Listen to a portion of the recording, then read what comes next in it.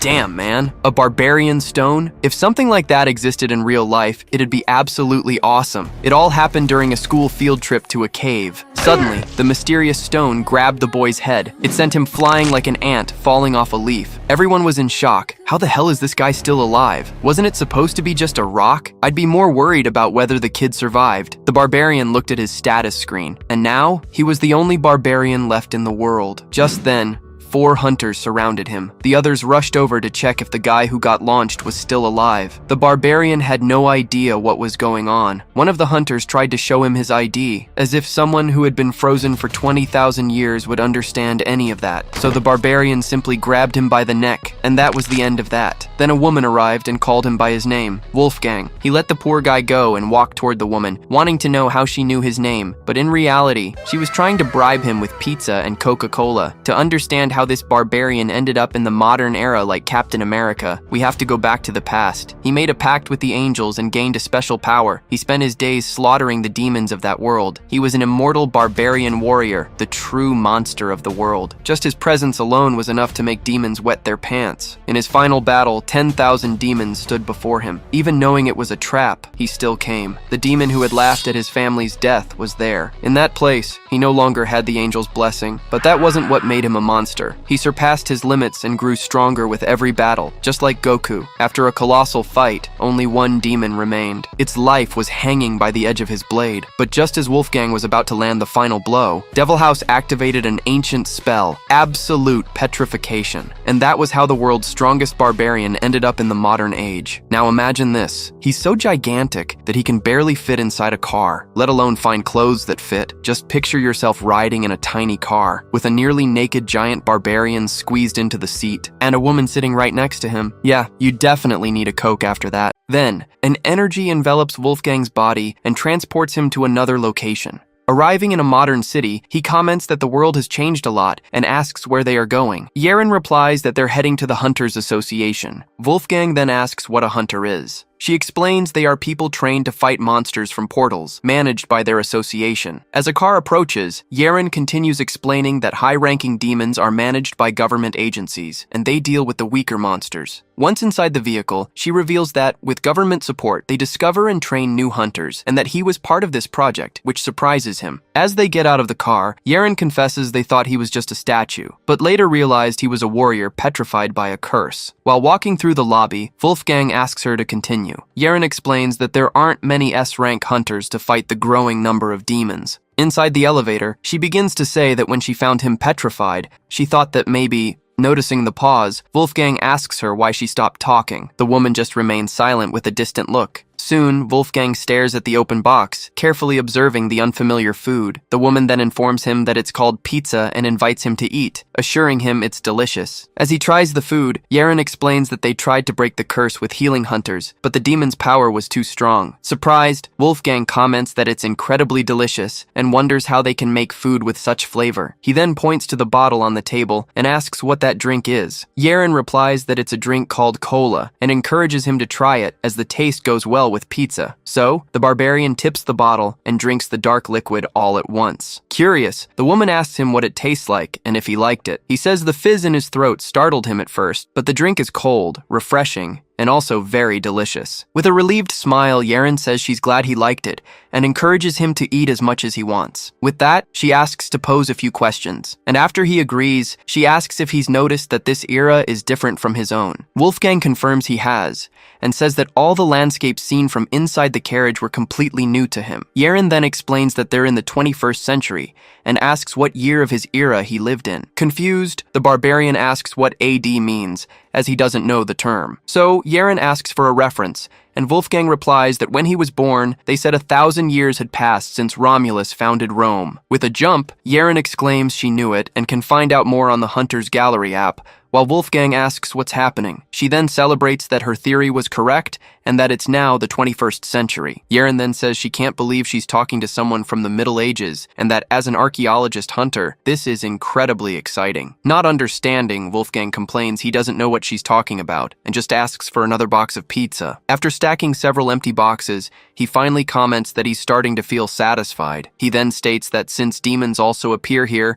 he understands the situation, and asks where he can find Devil House. Yeren asks what Devil House is, and the Barbarian explains it was the one who turned him to stone. With that, she asks for a moment to check the Hunter's Gallery app, and Wolfgang comments that she does the strangest things. Yeren then shows him her phone and says there's no information, asking if he's sure Devil House is a monster. Wolfgang confirms that, to be exact, it's a demon that escaped during his last battle. He then declares that as soon as he destroys it, he will return to Germania and his family. Yeren then calls out to him, saying he needs to understand the reality of his situation, as Germania has already fallen. Surprised, Wolfgang repeats the word, and the woman explains that his land is now ruled by a nation called Norway. The Barbarian reflects on the 1,000 years and asks if everything from that era now exists only as history, and she confirms it does. With this revelation, he clenches his fist in a gesture of pure frustration. With that, he smashes the glass wall, which shatters on impact. Through the hole, he declares that he must get his family back. Yeren then tries to argue that even if he finds them, they would already be... With his back to her, Wolfgang cuts her off, stating he can get them back because that was the condition of the contract. He then asks if she can find Devil House. She then assures him that if it's a demon and it's still active,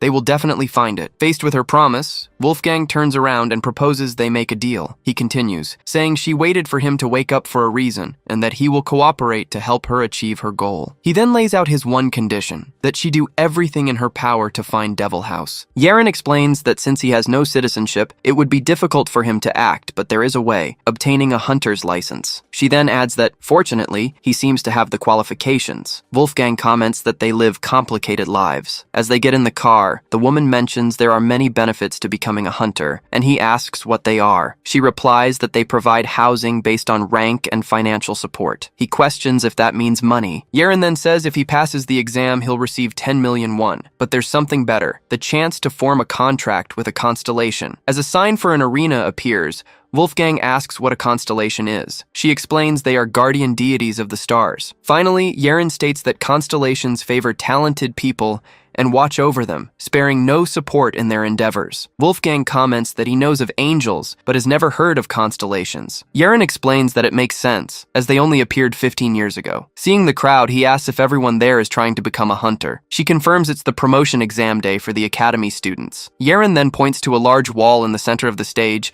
and asks if he sees it. She explains that it's called the Wall of Trial and is imbued with the power of Leonidas. To pass, one must score over 500 points. Wolfgang then comments that the wall looks like it would break with a simple touch, as Yeren guides him to the registration desk. At the counter, the clerk asks for the candidate's name. Yeren informs him that his full name is Wolfgang, the Uva. The man explains that a foreigner without a passport needs a sponsor. Yeren offers herself, which is accepted after she presents her license. As a warrior with a spear approaches, Wolfgang asks what that is. Yeren replies that it's the spear of the constellation Leonidas. She then details that as soon as the spear is inserted into the pedestal in front of the wall, the power of Leonidas will flow into it. Next, the warrior raises the weapon, which begins to glow with an intense energy. With that, the spear's power is fired directly at the wall of trial. The energy then spreads across the wall, activating the magical patterns on its surface. Amidst the crowd, Wolfgang comments that they certainly make a big fuss about it. Soon, an evaluator calls for silence and announces that the assessment will begin. Wolfgang then watches the power flowing and expresses his surprise as he recognizes that energy. 2 status screens appear, stating that the constellation Leonidas has found an interesting individual and urges them to take the exam immediately. The crowd reacts with surprise at the constellation's eagerness, wondering who caught its attention. The examiner then calls the first participant, Go Yuna of the Blue Dragon family, to step forward. As she walks forward, a spectator recognizes her as a member of the famous hunter family, led by the spearmaster Go Seong-young. Seeing the constellation's aura around her, everyone remarks that the Blue Dragon family never disappoints and wonders if she already has a provisional contract. The examiners comment that it's no surprise the eagerness has shown itself and that with any luck, they might see an official contract signed. Go Yuna then prepares, concentrating her energy into her hand for an attack. She then unleashes a powerful blast of energy directly at the wall. Soon after, the panel displays her final score, 1,254. Wolfgang asks if that's a good score, and Yeren explains it's on par with active hunters, a rare feat in a promotion exam. With a smile, Go Yuna wonders who else the hero Leonidas could be looking for but her. However, 2 new messages from Leonidas appear, demanding the next participant be sent for the test immediately. Surprised, Go Yuna questions what's happening, wondering if the call wasn't for her. Then, her own constellation expresses disappointment in her skills and terminates the contract it had with her. In disbelief, she murmurs that this can't be happening until a hand touches her shoulder. Another participant shoves her and tells her not to just stand there, questioning why the constellation would be interested in her when he's around. He then states she should be grateful she even got a provisional contract, but now even that is gone. The crowd then recognizes him as Kim Jinwoo, and a spectator comments that if he's stepping up, the call definitely wasn't for Go Yuna. A screen then announces that the constellation, descendant of the Barbarians, is lending its power to Kim Jinwoo, significantly boosting his strength. With energy enveloping his body, he declares that as long as he's here, no one else will be the star of the show. He then strikes the wall, yelling that the constellation's call is meant for him. Surprised by the force of the impact, the examiners shield themselves, wondering if that's really the level of a student. With the scoreboard showing 2,039 points, Jinwoo boasts about the insane feat, questioning how he managed to break the 2,000 mark. He then claims that since he was the first to reach such a score, it's no wonder the constellation's call appeared. The examiners comment that this score is equivalent to a C-rank hunter, and one of them admits Jinwoo might be stronger than him. With that, Kim Jinwoo turns to the wall and asks the Lord Constellation if that isn't proof enough that he's the hero it was looking for. Suddenly, his eyes turn white as he connects with the entity. A new message appears, informing them of the wrath of the constellation Leonidas. It roars with anger, forcing Jinwoo to his knees. On the ground, he questions Lord Leonidas, not understanding the reason for the fury. His own constellation then scolds him for his confidence, asking what's going on and reminding him that he guaranteed Leonidas would be pleased. Soon, a message from a hero who claims to have killed thousands of demons manifests on the wall. Then, the voice yells that it doesn't care how many he killed and what that has to do with the current mess. Wolfgang then approaches Kim Jinwoo and tells him to get lost, as he's not the one the constellation is looking for. Annoyed, Jinwoo asks what the old man said and tells him to wait his turn, since it's not even his exam day. The Barbarian then asks if his turn isn't already over, advising him to get lost while he's still asking nicely. At this, the young man grabs Wolfgang's shoulder and asks if he's joking. Wolfgang just turns his head, looking away with indifference. Then, his gaze shifts to the crowd, in the direction of Kang Yeren. The woman looks back at him with a nervous and worried expression. With that, Wolfgang turns to the young man with a determined look. He asks if his constellation is the descendant of the Barbarians, and Jinwoo demands he apologize for not using the title of Lord. Then, Jinwoo pokes him in the chest, claiming he isn't someone a nobody like Wolfgang can disrespect. He continues, warning that if he acts arrogantly and angers the constellation, someone like him will end up dead. With a slight smile, Wolfgang interrupts him and suggests they ask it directly. Finally, he introduces himself as Wolfgang, the Grape, and claims that if the entity is truly the descendant of the Barbarians, it will remember his name. Suddenly, an aura of energy manifests around Kim Jinwoo, who screams, not understanding what's happening. Soon, the energy transforms into the spectral figure of a giant barbarian hovering over him. Surprised, Yeren wonders if this is a constellation's descent. The constellation then addresses Wolfgang, calling him the hero of the barbarians. Wolfgang then asks if it's angry, but the entity explains it was just the ignorance of a child who failed to recognize him. With that, the constellation asks for forgiveness on his behalf, saying the young man had no way of knowing. Wolfgang makes an exception, but points out that the young man is abusing his power and that appropriate action is necessary. The entity then agrees, stating it was already planning to do just that. Just like that, Jinwoo's body is thrown backward into the air by an invisible force. As Jinwoo falls unconscious to the ground, Wolfgang turns and walks toward the wall. A message then informs them that the constellation has terminated its provisional contract with Kim Jinwoo. Then, another notification announces that all contracts with the Kim family have also been terminated. In the middle of the crowd, Yaren wonders what the hell is going on and just how powerful he is for a constellation to act that way. With that, the barbarian takes another step forward. Finally, he looks at the energy of the wall and asks if the constellation really was Leonidas. With a smile, Wolfgang warns that he has matters to attend to and will need to use a bit of his power. He then asks if the constellation can handle it. In response, the spear on the pedestal begins to vibrate with an even more intense energy. Next, a status message reports that the constellation Leonidas is deeply moved by the hero's presence and ignites the will of Sparta. Looking at the wall, Wolfgang thanks it and says he likes the entity's spirit. He then states that since the other one released its pressure, he supposes he should release his own as well. With that, a massive wave of energy explodes from his body, pushing the crowd back. The examiners shield themselves and shout, questioning what that is and how an aura can be so overwhelming. Soon, everyone in the area is forced back by the immense pressure spreading through the arena. Yaren then realizes this is no ordinary exam. It feels less like Wolfgang is being tested and more like he is testing Leonidas itself. With his aura intensifying, the barbarian continues to test the constellation's strength. His energy then begins to press down on the spear on the pedestal with crushing force. Wolfgang asks if there's any point in resisting and tells the constellation to surrender, as he has no intention of losing. He then releases another powerful wave of energy from his body. Yaren then thinks that the scale of this aura is on a completely different level, and at this rate, even she can barely withstand it. Amid the pressure, Yaren thinks that if something isn't done, they'll be in serious danger, and she pleads for help. Suddenly, she realizes the aura vanished in an instant. Amid the confused crowd, Yaren asks what's wrong with everyone and if something happened. Right after, Wolfgang touches her shoulder to get her attention. He then tells them it's time to go, as there's no reason to stay any longer. As he walks away, Yaren questions him about the exam, calling him Lord Wolfgang. One of the examiners then shouts, "Sir!" and asks why he's leaving the student behind. He then notices in shock that the sacred relic of Leonidas is completely shattered. Confused, he looks at the destroyed wall and wonders what the hell happened. Facing the ruins of the arena, the examiner questions what they should do now. As they watch the news, Wolfgang comments that the sacred relic fought decently, but it was no match for him. Soon, the electronic board calls customer number 116 to the counter. Seeing Yaren head the wrong way, Wolfgang tells her to stop and come over to him. At the counter, the clerk asks if his name is Mr. Wolfgang, and the woman confirms it. The man then informs them that to receive the license, they need to pay 100 million won for the damages, and the debt will fall on Yaren if he can't pay. At this, the woman jumps to her feet and shouts, questioning the 100 million figure. The clerk then says they should consider themselves lucky, as the fine is only for the wall, since there were no regulations for relics considered indestructible. Outside, Yaren hands him the license and explains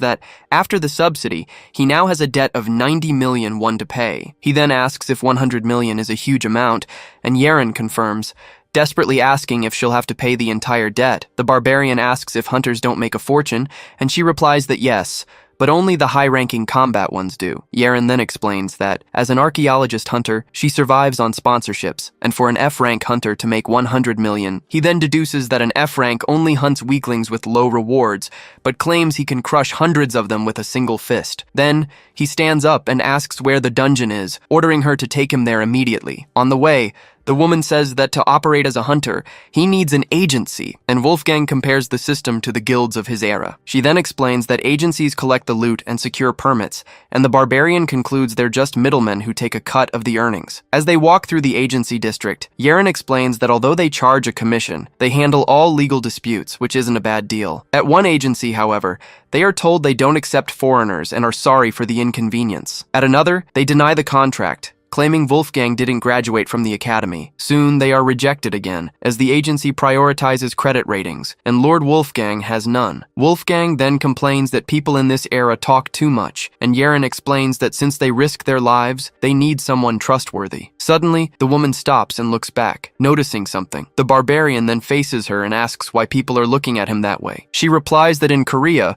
looking like a foreigner is a problem, and even if he shaved his beard, the animal skins he wears wouldn't help. At this, Wolfgang declares that a beard is a barbarian's pride, and that the pelt belongs to the Fenrir clan, so he will never get rid of them. Yeren then asks what good his pride is now, and suggests they change his look so he can get work as a hunter. Unexpectedly, a man approaches them and says, "Excuse me," which startles Wolfgang. With a smile, the man asks the two if they weren't looking for a hunter agency. He then introduces the Mu agency as one of the largest and most recognized, striving to build a utopia. Sitting at the table, Yeren thinks to herself that they are famous, yes, but for extorting hunters. The man then reveals he watched them get rejected and that, fortunately, his agency is running a promotion that has drastically reduced contract requirements. As Yeren sighs, she thinks the promotion is probably because they act like thugs and no decent hunter wants to join them. The agent then proposes a 3-year contract with an unfavorable profit split and an advance payment of 20 million won. Horrified, Yeren thinks that this is basically a slave contract and he shouldn't sign it under any circumstances. Wolfgang then cuts her off and demands a 100 million won advance to sign, while Yeren yells at him not to do it. He then asks her if she doesn't need the money, and the woman replies that's a separate issue. With a smile, the agent agrees to the 100 million won advance. In return, however, he imposes a 10-year contract with an even worse profit split. Later, Yeren scolds him for signing a contract full of toxic clauses and asks if they didn't have contracts in his time. He then replies that, of course, he knows the weight of a contract, as many met terrible fates because of bad divine pacts. Hearing that, the woman puts her hand to her head, frustrated by his stubbornness. Wolfgang then explains that he always supports those who help him, and has always lived by that code. He then reveals that the demon Devil House slaughtered his family and his tribe, and that he just needs to find that beast. He then says that for his revenge, he made a contract with an archangel, and if he kills Devil House, he can bring everyone back. At this, Yeren apologizes and admits she didn't realize he carried such a heavy burden, but that she worries because he's the first person from the past she's ever met. With renewed spirit, she declares that just as battle is his destiny, helping him adapt to this world is hers. An agent then interrupts them to inform them that the accommodation is ready, and Wolfgang agrees to go. Meanwhile, elsewhere, a text message shows the news of the relic's destruction. Lying in bed,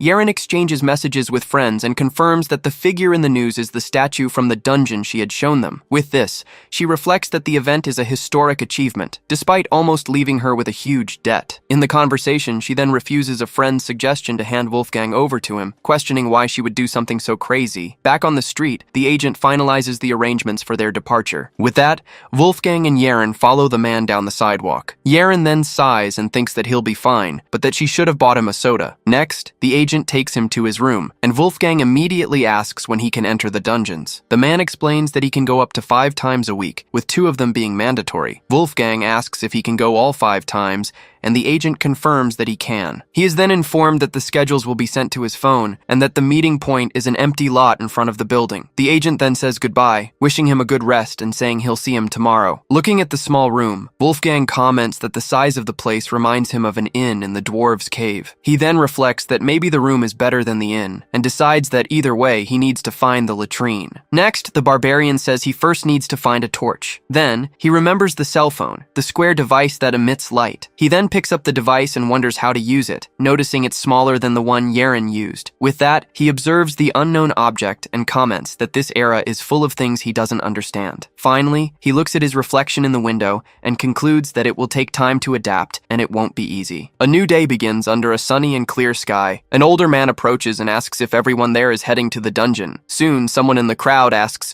"What's with the giant in the ridiculous outfit?" The man then turns to Wolfgang and asks if he's the new guy. As soon as Wolfgang confirms he's the rookie, the man asks if he plans on going in dressed like that. At this, Wolfgang glares back and asks how he dares to look at him that way. He then remembers Yeren's condition. She let him go on the promise that he would never attack a human. In his memory, he recalls asking why he should make such a promise. The woman had explained that this was a different era, and that humanity resisted demons mainly through the power of hunters. She had then added that something equally important was their intelligence network, far more advanced than in any other era. Furthermore, she had pointed out that modern humanity had an extreme aversion to infighting. Yeren had reminded him that he needed to find a specific demon. In the memory, the woman watched him intently as she spoke. Finally, she warned him that if he attacked people and made enemies, finding the demon would become even more difficult. Back in the present, Wolfgang maintains his firm gaze. Confused, The man asks what he means by glaring. He then warns him they're going to a dungeon, not a movie set, and tells him to change into a gas-proof suit. The man then points to the sword, calling it a piece of junk, and Wolfgang replies that it's his weapon. At this, the supervisor says they won't need weapons today and tells him to take a shower while he changes. Wolfgang then clenches his fists and agrees to do as asked. Immediately after, the people around him shout, asking what he's doing, calling him a psycho and a pervert. Not understanding, he asks if he wasn't supposed to wash up and change clothes, asking to be taken to a stream, but the man calls him an idiot. Next, a truck drives down a dirt road toward a remote facility. In the vehicle, a young man yawns, complaining about the distance. The supervisor tells him to stop grumbling and be thankful he's in a B-rank dungeon. The young man retorts that it's only B-rank in name, since in practice they just collect slime carcasses. He then explains that he needs money for the promotion exam fee, and the supervisor asks if he even has the skill for it. The man then asks where else he could earn money like this, since the task of collecting carcasses isn't even dangerous. The young man complains that the pay rate keeps dropping, but the supervisor yells at him to shut up and quit if he's not satisfied. Finally, the truck reaches its destination, with Wolfgang sitting in the truck bed, arms crossed. A man in a suit then approaches and thanks the supervisor for the long trip. The supervisor asks what brings assistant manager Kim Junhan here, and the young man replies that it's the new hunter's first mission. The manager then asks how the rookie is doing, and the supervisor replies that they'll have to see, but there's a more pressing matter. Upon seeing Wolfgang, the agency agent greets him with surprise and asks why he's dressed that way. He then explains that they told him to take off his clothes and wear this weird thing, but that he has no trouble moving. The agent scolds him, saying he should be wearing a gas-proof suit in this slime dungeon. Desperate, Yunhan defends himself, explaining that Wolfgang is so big that none of the suits fit him. The supervisor then says it's fine as long as he wears a gas mask, since they only need to worry about the fragments. With that, he tells them to do the briefing while they clear the first floor, and Junhan tries to understand the reason for the rush. The supervisor then asks the manager if a gas mask alone will be enough for the first floor. The man replies that it will, since the area only has remains, but from the second floor on there are live slimes. At this, Junhan turns to Wolfgang and instructs him to start on the first floor while he finds a suit as quickly as possible, warning him not to go up. In front of the entrance, the manager explains that the job is simple. Collect the slime remains inside the dungeon. Once inside, he reminds them to be careful of the toxic gas on the first floor, and one of the hunters says they already know, as it's not their first time. Wolfgang then says he has a question and asks if there are many slime remains inside. Next, he looks at the collection jars and asks how many of them they have available. The young hunter asks if he's okay, warning that the special glass jars are quite heavy. He then explains that the empty container weighs almost 10 kilos, and Wolfgang replies that it's not a problem. With both of them wearing masks, the young man asks if he's ever dealt with slimes, and the barbarian says he knows of them, but has never bothered to fight them. The hunter tells him to pay attention, since F-rank hunters encounter them every day, and soon spots a slime remnant on the ground. He then shows the slime and explains that even when dead, they retain their toxicity and should never be touched with bare hands. Wolfgang then picks it up and comments that the toxicity is potent, while the young man yells, asking if he's gone mad. The young man warns him not to touch it, and asks to see his hand, questioning if his skin shouldn't be melting. He then grabs the barbarian's hand and inspects it up close. Surprised, the young man wonders why his hand is perfectly fine. He then tells him to be careful, as it's dangerous, but sees him touch some butterflies on the wall,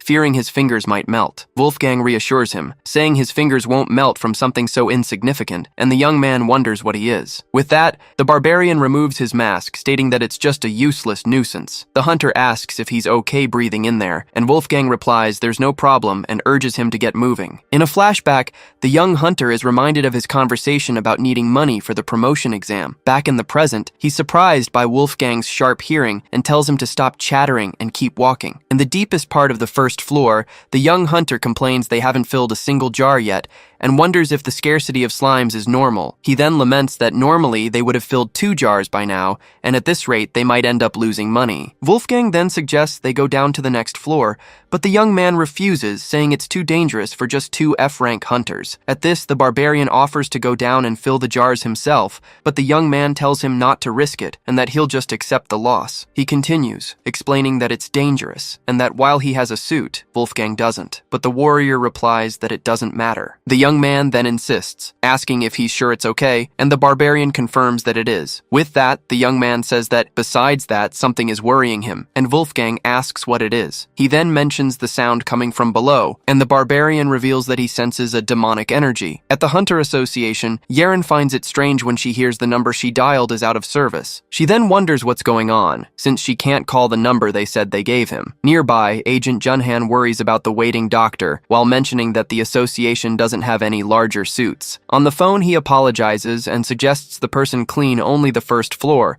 and Yeren recognizes him. Junhan then hangs up and grumbles that he has to go back to the slime dungeon and that he really needs to buy a car. Suddenly, Yeren surprises him from behind and asks if Wolfgang is in that slime dungeon right now. Soon, she confronts a manager about Wolfgang's phone being out of service and demands to be taken to the dungeon. Meanwhile, at the entrance to the dungeon's second sublevel, a live glowing slime drips from the ceiling. Seeing the creature, the young hunter yells for Wolfgang to be careful, as live slimes have a higher toxicity. Without hesitation, Wolfgang simply grabs the live slime with his bare hand. He then puts it in the jar and comments that the second sublevel definitely fills the container faster. With the jar full, the young man celebrates that this should be enough money for the promotion exam. He then smiles and suggests they leave to get paid, since they've filled everything they brought. A short time later, the place is empty and the trapdoor to the next level is open. The young hunter then looks down and wonders if Wolfgang went down to the third sublevel. The young hunter thinks that they aren't allowed on level 3, as it's a restricted area managed by the Seongshin Guild. A sign then states that entry is strictly forbidden,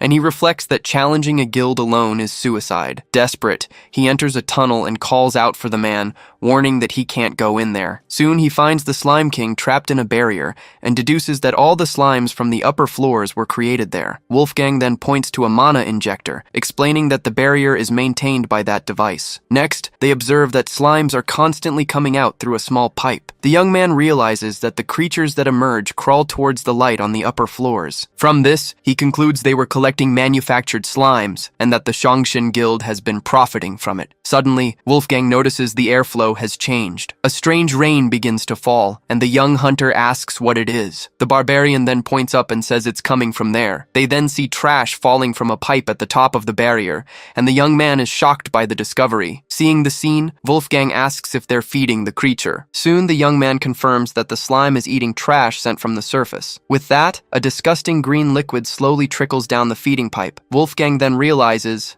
outraged, that they were making money by feeding the creature trash. Suddenly, a status screen informs him that a new language has been detected, and the language comprehension skill has been activated. The young hunter asks if he heard something again, but the barbarian replies that it's more than that. Soon, the young man reacts with surprise upon noticing the change in the environment. He then yells for the man to look, as the remaining slimes are coming back. Then, one of the slimes sticks to Wolfgang, and another slime sticks to him. With that, all the surrounding slimes begin to stick to Wolfgang simultaneously. Soon, they merge and completely envelop the barbarian's body. Desperate, the young hunter shouts for the man, fearing the worst. Inside the slime mass, Wolfgang remains motionless, his eyes closed. Suddenly, a bright green light appears, and he hears a voice asking to be killed. With his gaze fixed on the light, Wolfgang tells the entity that it can speak. The voice then repeatedly begs for him to kill it. Finally, Wolfgang stands in a pool of green liquid, observing the mysterious bright light. Wolfgang then offers to grant the creature's wish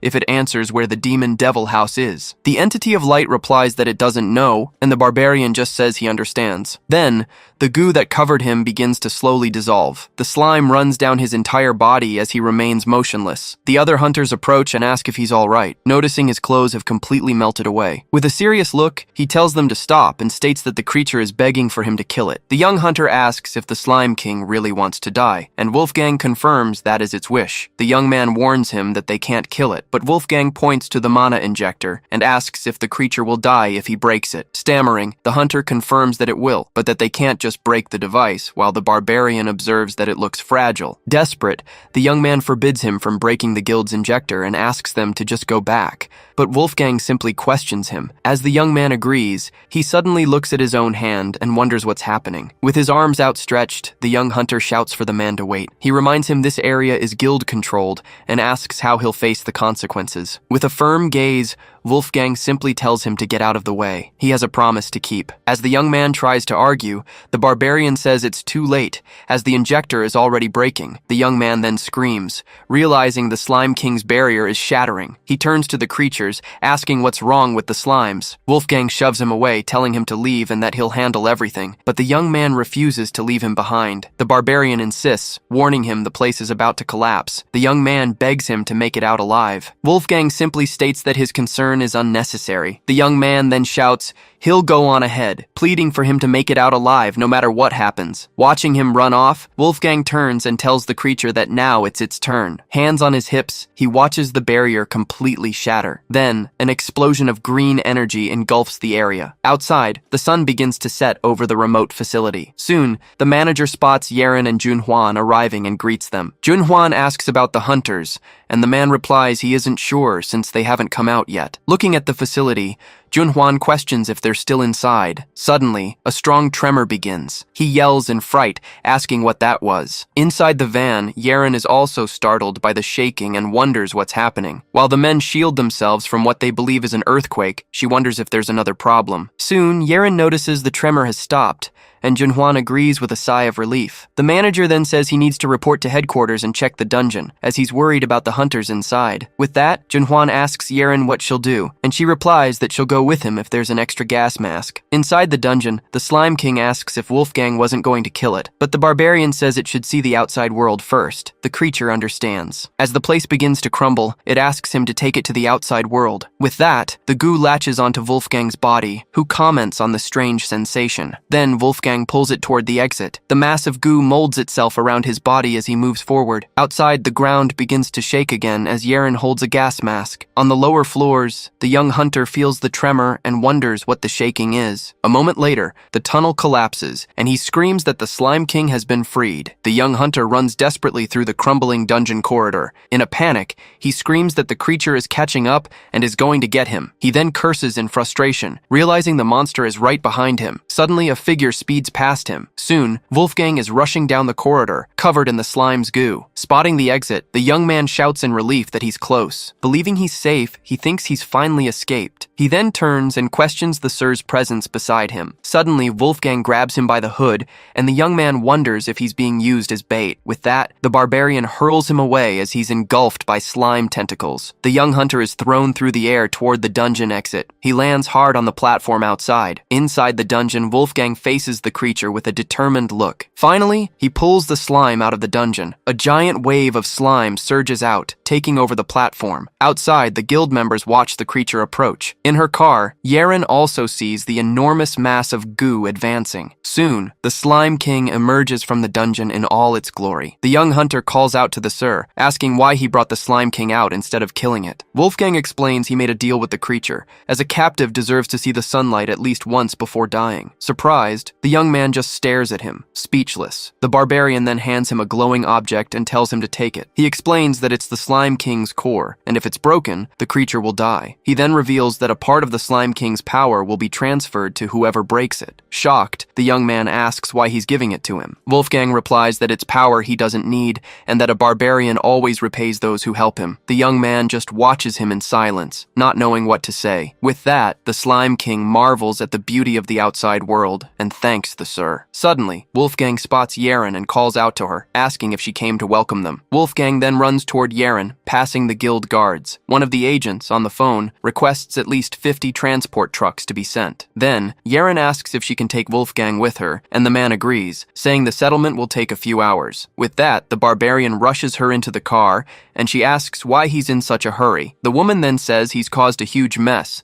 but Wolfgang denies it, claiming he did nothing. Yeren tells the driver to step on it, while the Barbarian insists he only kept his promise. She then says they need to hurry, as someone has been eagerly waiting for him all day. As the car drives away, Wolfgang wonders if she's talking about him. Finally, his eyes widen as he wonders if they've finally found the demon devil house. At night, a car with its headlights on approaches a remote facility near the mountains. A man then offers assistant manager Kim Junhwan a ride, but he explains he needs to stay behind to confirm confirm a late payment. The driver agrees the delay was expected due to the trucks and says goodbye, telling him he'll go on ahead. Far away, an older man on the phone corrects someone, stating the amount wasn't 150 kilos but 150 tons. In an office, a woman furiously questions how a harvest of 150 tons of slime could possibly make any sense. Soon, team leader Kang Maeon asks a man named Kang Junmo if he would simply pay 1.4 billion won for something so absurd. She continues, outraged that the fee is for a single day's work for an F-rank hunter, and demands that Kang Junmo start using his head. On the other end of the line,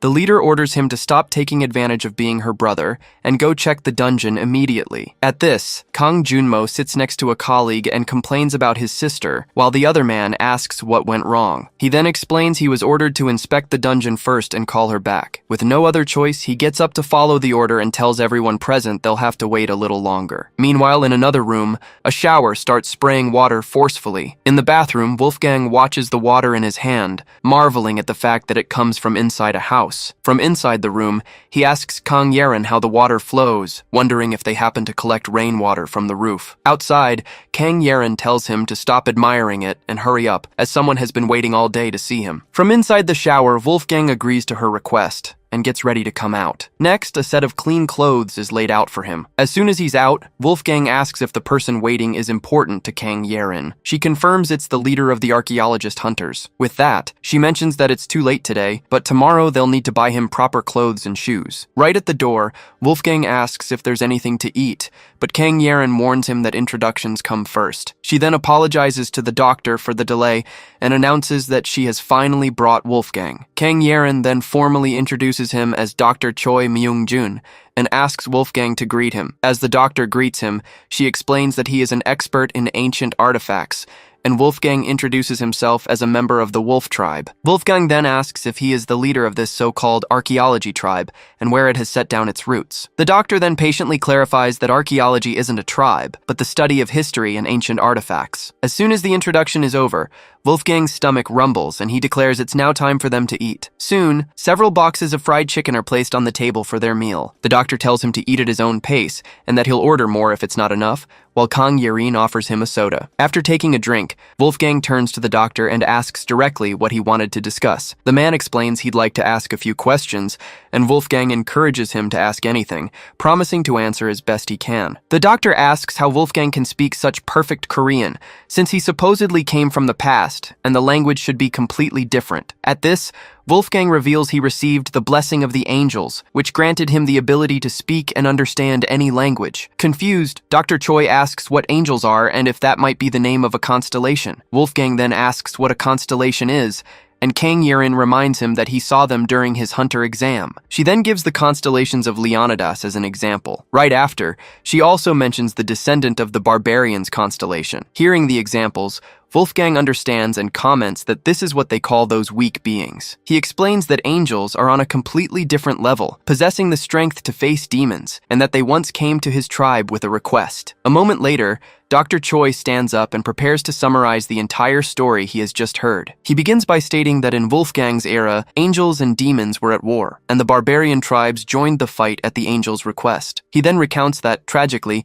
the barbarians were wiped out by the demons. Continuing, he narrates that Wolfgang, as the sole survivor, sought revenge and marched alone to the demonic fortress. Wolfgang then adds that after defeating everyone, he finally faced his nemesis, Devil House, but fell victim to his curse. Kang Yeren comforts him, assuring him it's all right and that they will find him. At this, Wolfgang remains silent with a serious expression. Wolfgang then closes his eyes for a moment, processing the harsh memory. Dr. Choi then apologizes for bringing up a painful subject, but Wolfgang states it's a memory that must never be forgotten. The doctor then hesitates for a moment and asks if he can ask him one more favor. Wolfgang then looks at him seriously and instructs him to say what he wants. The man explains that since Wolfgang was discovered as an artifact, he needs to verify his authenticity. With a slight smile, Wolfgang questions if he's really considered an artifact. Not knowing how to react, Dr. Choi simply waits by the window. He then presents a statue, explaining it's a creation of his constellation, the martial artist of the Buddha, a monk from the Goryeo dynasty. He then asks for permission to summon the constellation's manifestation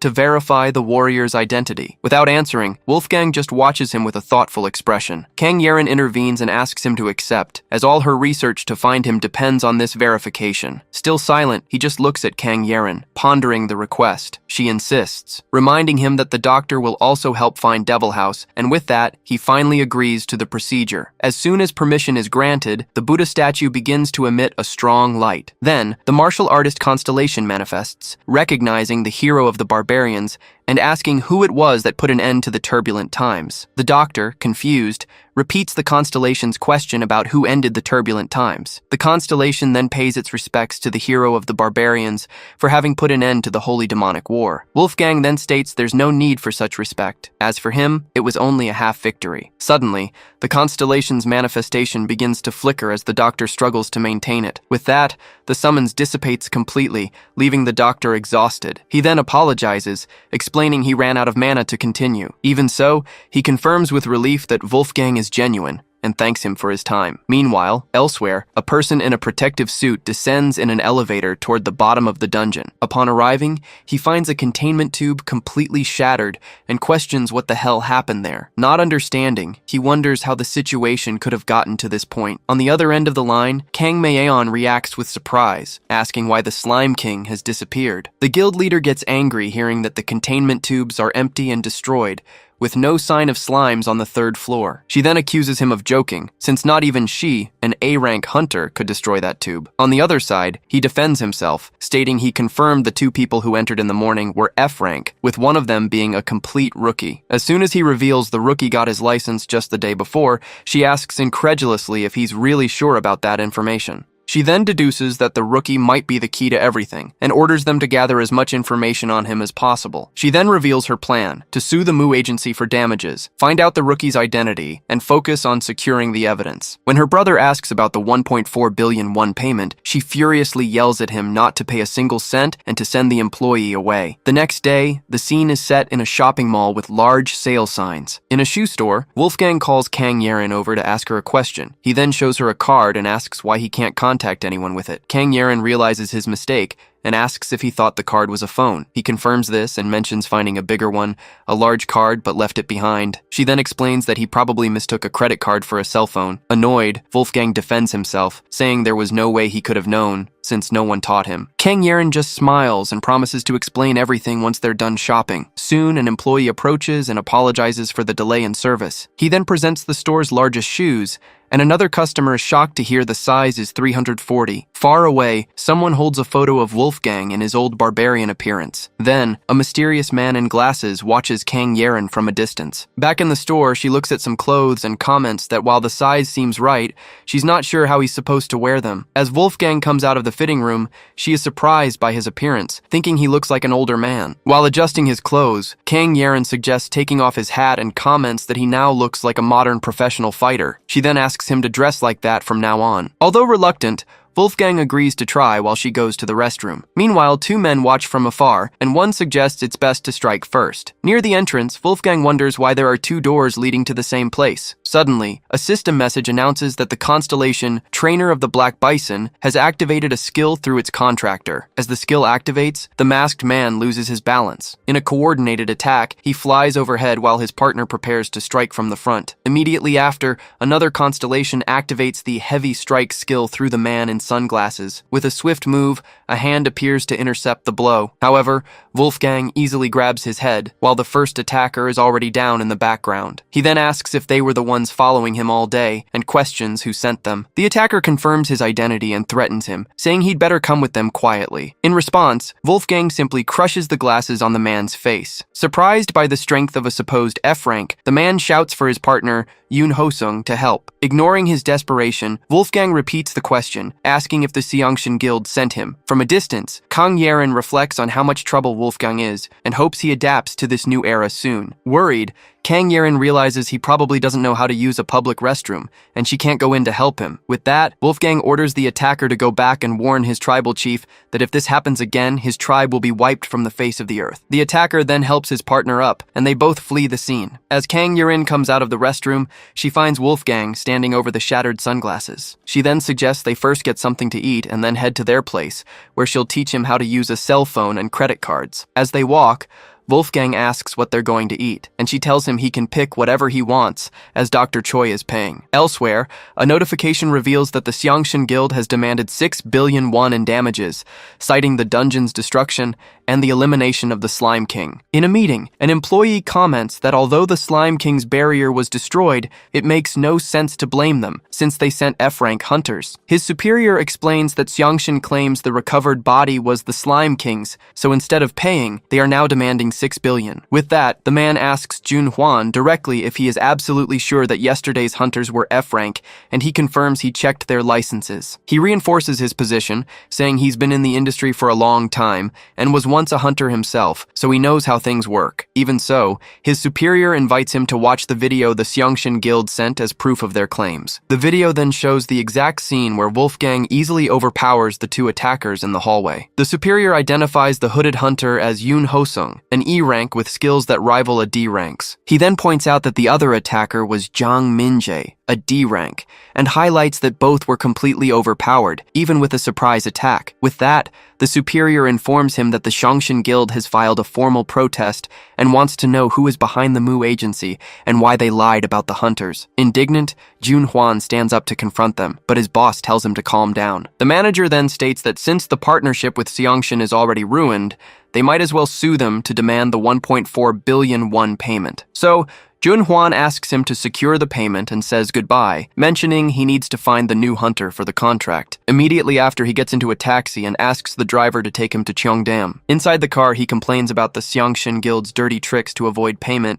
and laments that he'll never be able to buy a car this way. Suddenly, while watching the video again, he notices something important in the footage. He then wonders how a D-rank hunter, using a constellation's power, couldn't even budge Wolfgang, who shouldn't even have a contract. With this in mind, he starts to wonder if he should test the new hunter. He then decides he will find out if Wolfgang is a big shot or just another nobody. A few days later, Wolfgang crosses a busy city street, carrying his giant sword on his back. Stopping on the sidewalk, he wonders if the king of this land oppresses his people, forcing them to obey the colors of a light. Then, he remembers Kang Yerin's instructions about the traffic light and how he should cross the street. On the other side, Kang Yerin waves and calls out to him, and he greets her back. As they walk, she asks if he brought everything. He confirms that the foreman's directions were good. Once they arrive at the office, she announces their arrival to Dr. Choi. The doctor apologizes for making them come all the way there and invites them into the storage room. Inside, he marvels at the sword, and Wolfgang asks Yerin why the man is acting that way. She then explains that he's an archaeologist, and it would be strange if he wasn't excited to see a 1,000-year-old relic with its original owner. With that, Wolfgang hands over his ancient garments and warns him to handle the wolf pelt with care. It once belonged to Fenrir. Soon, Dr. Choi leads them further into the storage room. He then calls for Choi Jung-yun and Kang Ji-ho to meet Wolfgang, the person he had told them about. Upon seeing him, Kang Ji-ho comments that while he already looked big as a statue, in person he's absolutely gigantic. She then introduces herself as an A-rank hunter archaeologist and extends her hand to greet him. Wolfgang shakes her hand and formally introduces himself. Next, Kang Ji-ho introduces her research assistant, Choi Jung-yun. Suddenly, Kang Yerin appears from behind Wolfgang, and Ji-ho greets her. At this, Jung-yun approaches to touch the sword and excitedly asks if it also awakened with him. Wolfgang then explains that this weapon was passed down through generations of wolf tribe chiefs. Then, the sound of clapping echoes through the room. Once she has their attention, Kang Ji-ho reveals they have a problematic relic of unknown origin and invites him to see it. Confused by the commotion, Wolfgang asks Yerin if archaeologists are always this frantic. She asks him to understand, as they are just fascinated. Soon, Kang Ji-ho unveils the relic, which was found in the same cave where he was a statue. She then asks if he recognizes it, explaining that this particular item resists all measurements. Touching the glass, Wolfgang begins to tell the story of Jonas, son of Louis, who lived at the entrance to his village. He continues, revealing that Jonas was a brave warrior who competed with him for the position of chief and was also his dearest friend. With that, Wolfgang recalls that when the Holy Demonic War began, his friend fought against the demons and had a glorious death. He then reveals that the weapon belonged to Jonas, and after his death, it became his as well. Finally, he tells them he carried his friend's weapon onto the battlefield, and, with it, slaughtered tens of thousands of demons. As she listens to the story, Kang Yeren remains silent with a moved expression. With that, Wolfgang declares he needs to find the demon who killed Jonas. Kang Yeren then takes his hand and advises him not to carry the entire burden alone. He then turns to look at her. She then reminds him that he has allies now, and that they should face this together. When she promises to do her best to help, he thanks her for her trust. As Kang Jiho apologizes, Wolfgang tells her not to worry, because thanks to her, he found Jonas's weapon. He then asks if it helped with the research, and she confirms it helped immensely, as they now know the item is linked to him. Suddenly, something catches his attention, causing him to interrupt her. In his hand, a piece of energy materializes, and he recognizes it. Soon, the artifact in his hand begins to pulse with strong energy. Immediately, Kang Jiho yells for him to stop,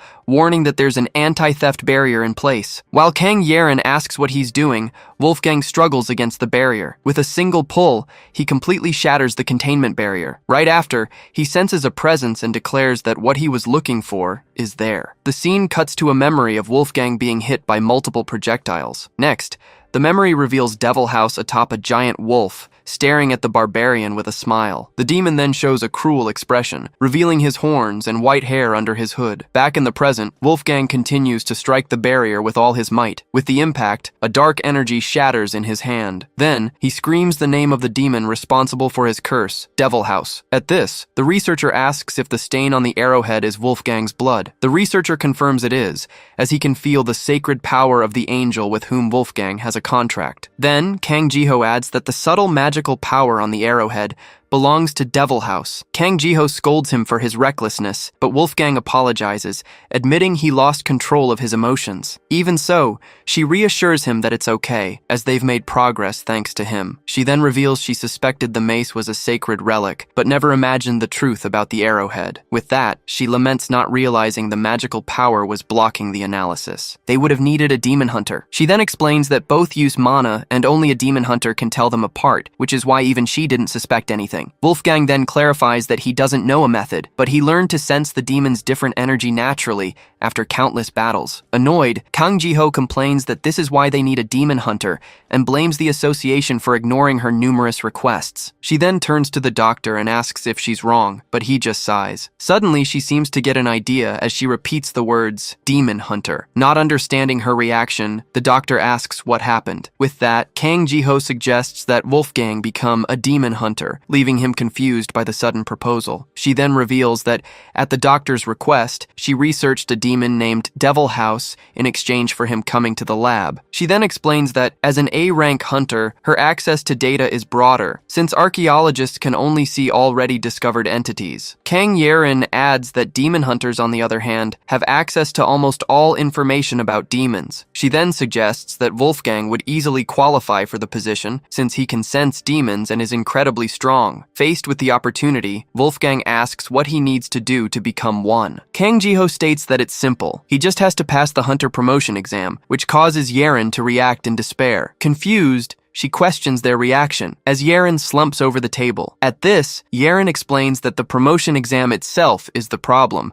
and Wolfgang asks why there won't be one. The doctor then reveals that the spear of Leonidas, used in the exam, was damaged, and it will be difficult to proceed until they find a new sacred relic. Thus, Kang Jiho concludes that without the promotion exam, it will be difficult for him to become a demon hunter. After apologizing to Wolfgang, Kang Jiho reveals that there is, in fact, another way to get the license. At this, the unexpected news catches the attention of Wolfgang and Kang Yeren, who stare at her in surprise. Then, the assistant Choi Jung-yun explains that if the only goal is the license, there is another path besides the promotion exam. He then reveals that the alternative to get what they want is to enroll in the academy. The assistant explains that, although it's rare, specialized classes can obtain a license through certification from an accredited institution. Hearing this, Kang Yeren asks if the academy is only for teenagers, but Kang Jiho clarifies that there are students in their 20s as well. Then, out of curiosity, she asks Wolfgang how old he was before he was petrified. He replies that since his birth, the 4 seasons have passed 33 times. Hearing his answer, everyone is shocked by his age, and Yeren realizes she's actually older than him. Not understanding their reaction, Wolfgang asks what Nuna means, and Yeren explains it's a term used to refer to an older woman. He then accepts the custom of that land and turns to address Kang Jiho. Right after, he calls her Jiho Nuna, and she yells at him not to call her that with his scary face. Far away,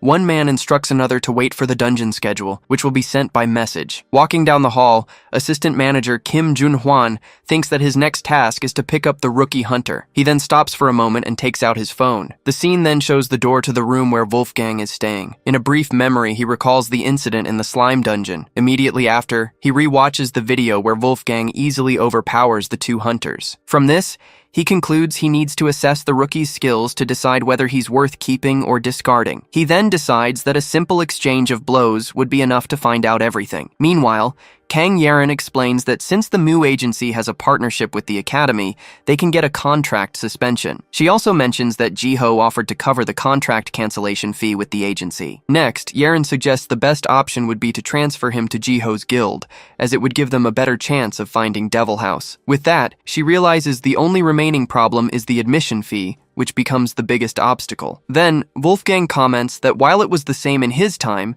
in this era, it seems impossible to get by without wealth, and Yeren agrees. Suddenly, manager Kim Jun-hwan approaches and offers to pay the Academy's admission fee. He then reveals he will do it on one condition. Wolfgang must do him a favor. As soon as he asks to be hit with full force, Wolfgang advises him to reconsider, as he has no desire to kill him. Even so, the manager insists and reveals himself to be a C-rank combat hunter, confident that a single punch from an F-rank wouldn't take him down. Unimpressed, Kang Yeren comments that he looks so weak she could probably beat him herself. The manager laughs at her skepticism and states that one shouldn't judge a person by appearances alone. He then reveals that although he is a C-rank, by using his constellation's abilities, he can easily match an A-rank. Hearing this, Kang Yeren doubts his claim, thinking he's bluffing, since an A-rank would be famous. Right after, she starts to wonder if there's a reason for him to keep a low profile, even with so much power. Kang Yeren deduces that the object in the manager's hand must be his constellation's sacred relic, but she can't identify it to know if he's bluffing. She then warns him to be careful, as the manager is holding a sacred relic. Even so, Wolfgang states that a barbarian never refuses a man's request and that, with a relic, he should survive one punch. With that, he admits he's curious to see how much power the manager can draw from that relic. Then, Wolfgang tells Kang Yeren to step back so she won't get caught in the shockwave, while she questions if he's really going to do it. He then prepares for the confrontation with a serious and determined look. Next, Wolfgang instructs him to summon his constellation, declaring that he is ready for combat. The manager agrees with a smile and gets ready to begin. Soon, a system message announces that the constellation, owner of the sacred royal seal, has answered contractor Kim Jun-hwan's call. With that, the relic in his hand begins to emanate a strong blue energy. Seeing the message, Kang Yeren is surprised by the word possession. She then realizes, shocked, that the constellation is directly possessing the contractor's body. Next, the manager's body is enveloped in an aura of energy. Soon, Kang Yeren notices that his appearance has completely changed,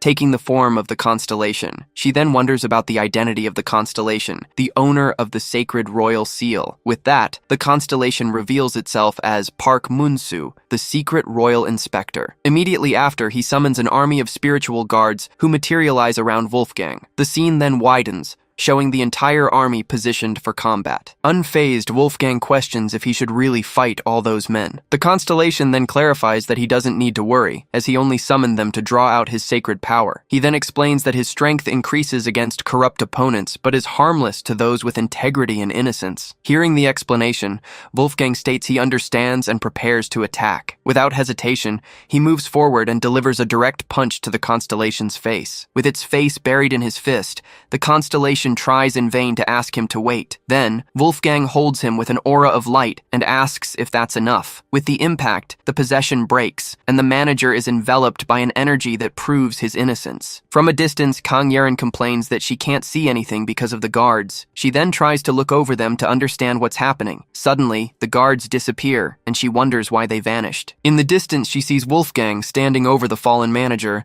and wonders if it's already over. As soon as she asks if he's okay, Wolfgang confirms confirms he wasn't hurt. He then shows more concern for the manager, and Yeren asks if he might be dead. Lying on the ground, the manager thinks this isn't how he imagined things would go. Wolfgang states that he's alive, though he doesn't look well, and Yeren asks if the admission fee is settled. Next, she reminds him not to forget the admission fee and arranges to meet him on Monday. She then shouts, reinforcing that he absolutely cannot forget their deal. As he gets up, the manager comments with relief that he doesn't sense any evil energy coming from him. He then concludes that, at that level, he's definitely not a disposable card, but he wonders how he was hit during the possession. In his thoughts, he concludes that it should have been completely impossible. With this, he wonders who Wolfgang really is, and if he could be a constellation or something even greater. Elsewhere, a muscular man named Kim Jinwoo prepares for intense training. In the background, a metal plate already shows the mark of a powerful previous punch. He then focuses energy into his fist, getting ready for the next strike. Then, he shouts with all his might as he channels the power. He unleashes a powerful punch that dents the metal plate even further. After the blow, he breathes heavily, exhausted from the effort he just made. The strength meter above him starts to flash, displaying the number 0. Then, the scoreboard shows a score of 21-27, and he celebrates getting stronger. A few days later, in the morning, the scene is set on the long entrance steps of the Seoul Academy. As they climb the stairs, Kang Yerin rushes Wolfgang, who replies that he's trying his best. From a distance, she warns him that excuse won't work if he's trying to get out of paying the tuition. With difficulty, he explains it's not about the money, but the after effects of the constellation's possession from last time. In the administration office, an employee explains that due to the relic incident, the exams were moved to the academy and the application deadline was extended. He then informs them that while an exam is usually required, since Wolfgang already has a license, they can process his admission immediately. With the recommendation letter in hand, the employee assigns him to Class F, explaining that he can move up in rank through internal exams. Relieved, Kang Yerin remarks that it's lucky he got into the academy precisely because of the relic he himself destroyed. She then takes the opportunity to ask if it's true that specializations like Demon Hunter can be certified directly at the academy. The employee confirms that Professor Kim Seong-cheol is in charge of the course. Kang Yerin reacts with surprise upon hearing the professor's name. He then informs them that the professor is also the homeroom teacher for Class F and, while reviewing the documents, asks the student to follow him to the classroom. Shortly after, he addresses Wolfgang as the father and asks him to wait to settle the admission fees. Laughing, Kang Yerin corrects him, clarifying that Wolfgang is actually the student. The employee apologizes for the mistake and assumes Wolfgang must be a late bloomer hunter, but she corrects him again. Completely confused, he asks who he should discuss the admission fee with. Just then, they spot someone approaching and state that this person will solve the problem. The scene shifts to a young man who despairs at the school's condition, questioning why it's in the middle of the mountains. As they walk through the campus, the employee asks if Wolfgang usually uses a weapon, and he replies that he used a great sword. The man questions the need for weapons for an F rank, but Kang Yerin explains that all ranks need to take specialization classes. She then regrets not leaving the sword with Jiho, but Wolfgang says it doesn't matter as he can summon it whenever he needs to. Surprised, Kang Yerin asks him what he means by summoning the sword. Suddenly, a gust of wind rushes past them at high speed. Startled by how close it was, Kang Yerin warns him to be more careful. The employee then recognizes the man as Professor Kim Seong-cheol. The professor then lands gently on the ground after floating for a brief moment. He then turns and asks if they were calling for him. The employee asks him to take the new student, a demon hunter candidate, to the Class F building. He then says goodbye and instructs Wolfgang to follow the professor. As he walks away, Kang Yerin says her goodbyes and tells him not to worry. She then advises him not to do anything the academy forbids, especially hitting other people. In a more serious tone, she shouts for him not to cause any trouble. Wolfgang just watches her in silence before turning to follow the professor. Worried, Kang Yerin wonders if he'll be okay and hopes he adapts well to his new life. At this, the assistant manager remarks that it looks like she's sending her son off to the army, and she reacts with annoyance. The employee approaches and asks if the two kids would like to settle the admission fee. While waiting, she comes across a mural and wonders if it's some kind of hall of fame. The assistant manager explains that those are portraits of the top graduates from each class.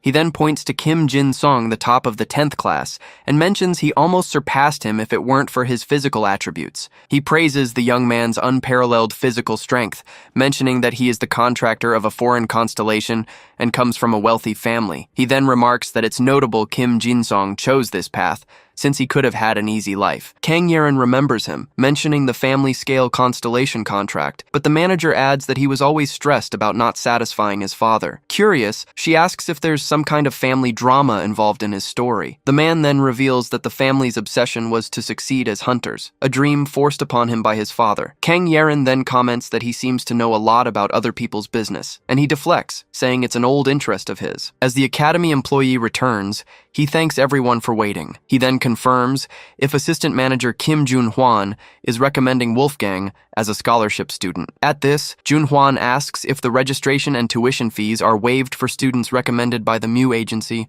and asks to apply for it. The employee questions if that's how it works, and the manager replies that if he had that kind of money, he would have bought a car first. The man then informs them that he'll need additional documents and invites him into the office to sort it out. As he goes in, Jun-hwan jokes not to be left behind, and Kang Yeren urges him to just sign the papers already. Even though she's grateful he's covering the expenses, she wonders why the manager is such a hard person to like. Even after setting the matter aside, Kang Yeren remains thoughtful in front of the door. She then admits that something is bothering her about the famous hunter, Kim Jin-song. As she looks at his portrait, she wonders why he disappeared so suddenly lately. Far away, in a registration room, an employee asks a young man to wait while he prepares the documents. Then, assistant manager Kim Jun-hwan approaches to speak with the waiting young man. As he gets closer, he thinks to himself that the young man's face looks familiar. Suddenly, he recognizes him with an expression of complete shock and surprise. Unable to contain himself, he points directly at the young man, stammering as he tries to speak. Then, he shouts Kim Jin-song's name and questions what he's doing there. In her thoughts, Kang Yeren recalls that he was a highly promising elite heir to a major corporation. She then wonders why he hasn't been seen lately and is sure she's never met him in person. Still, she feels his face looks very similar to someone she knows. Elsewhere, Kim Jin-woo hesitates in front of a door, telling himself that even though he doesn't want to go in, he can't just turn back. Seeing the sign for the demon hunter specialization, he feels humiliated for having to follow this path. Suddenly, a voice comes from behind him and asks what makes him think that way. Startled, he turns around to find Professor Kim Seong-chil, who introduces himself as the occupant of that office. The professor then confirms he is Kim Jin-woo, the student who signed up for the demon hunter specialization. He then asks what's wrong with the specialization, and Jin-woo replies that they're basically sniffer dogs. At this, the professor clarifies that while tracking is their duty, they must fight the demons before the other hunters. At that exact moment, Wolfgang appears at the door, surprising everyone. As soon as he sees him, Kim Jin-woo points and recognizes him as the bastard from that day. Wolfgang just stares back at him with a serious, impassive expression. Furious, Kim Jin-woo lunges forward and shouts,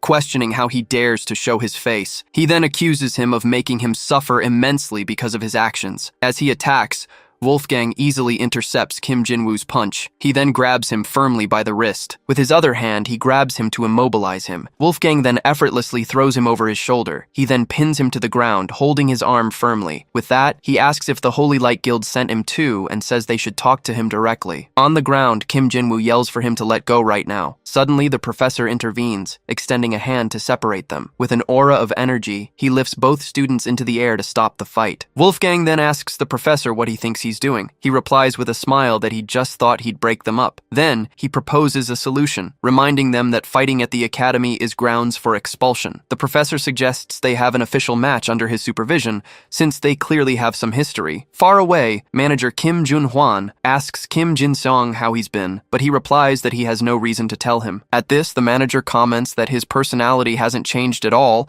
and asks if he's still chasing that power. As a former friend, he advises him to stop immediately. In response, Kim Jin-song suggests he throw away his useless amulet since he can barely use it. The manager then defends his amulet, saying there's no more effective relic against someone with a demon contract. As he gets up to leave, Kim Jin-song asks them to make sure their paths don't cross again. The manager just watches him leave in silence with a serious expression. From a distance, Kang Yeren wonders if they're really friends. Back at the court, Wolfgang asks the professor about the rule of fighting using only their constellation. The professor explains that to track demons, one must adjust and utilize the power of their constellation. He then reveals he'll use this opportunity to test their skills with their respective constellations. Wolfgang asks about the consequences of fighting with other methods, and the professor warns him about expulsion. Hearing the rule, Kim Jin-woo taunts Wolfgang, asking if he signed up without even knowing that. Wolfgang then asks to ask one more question about the rules of the match. The professor clarifies that since it's a test,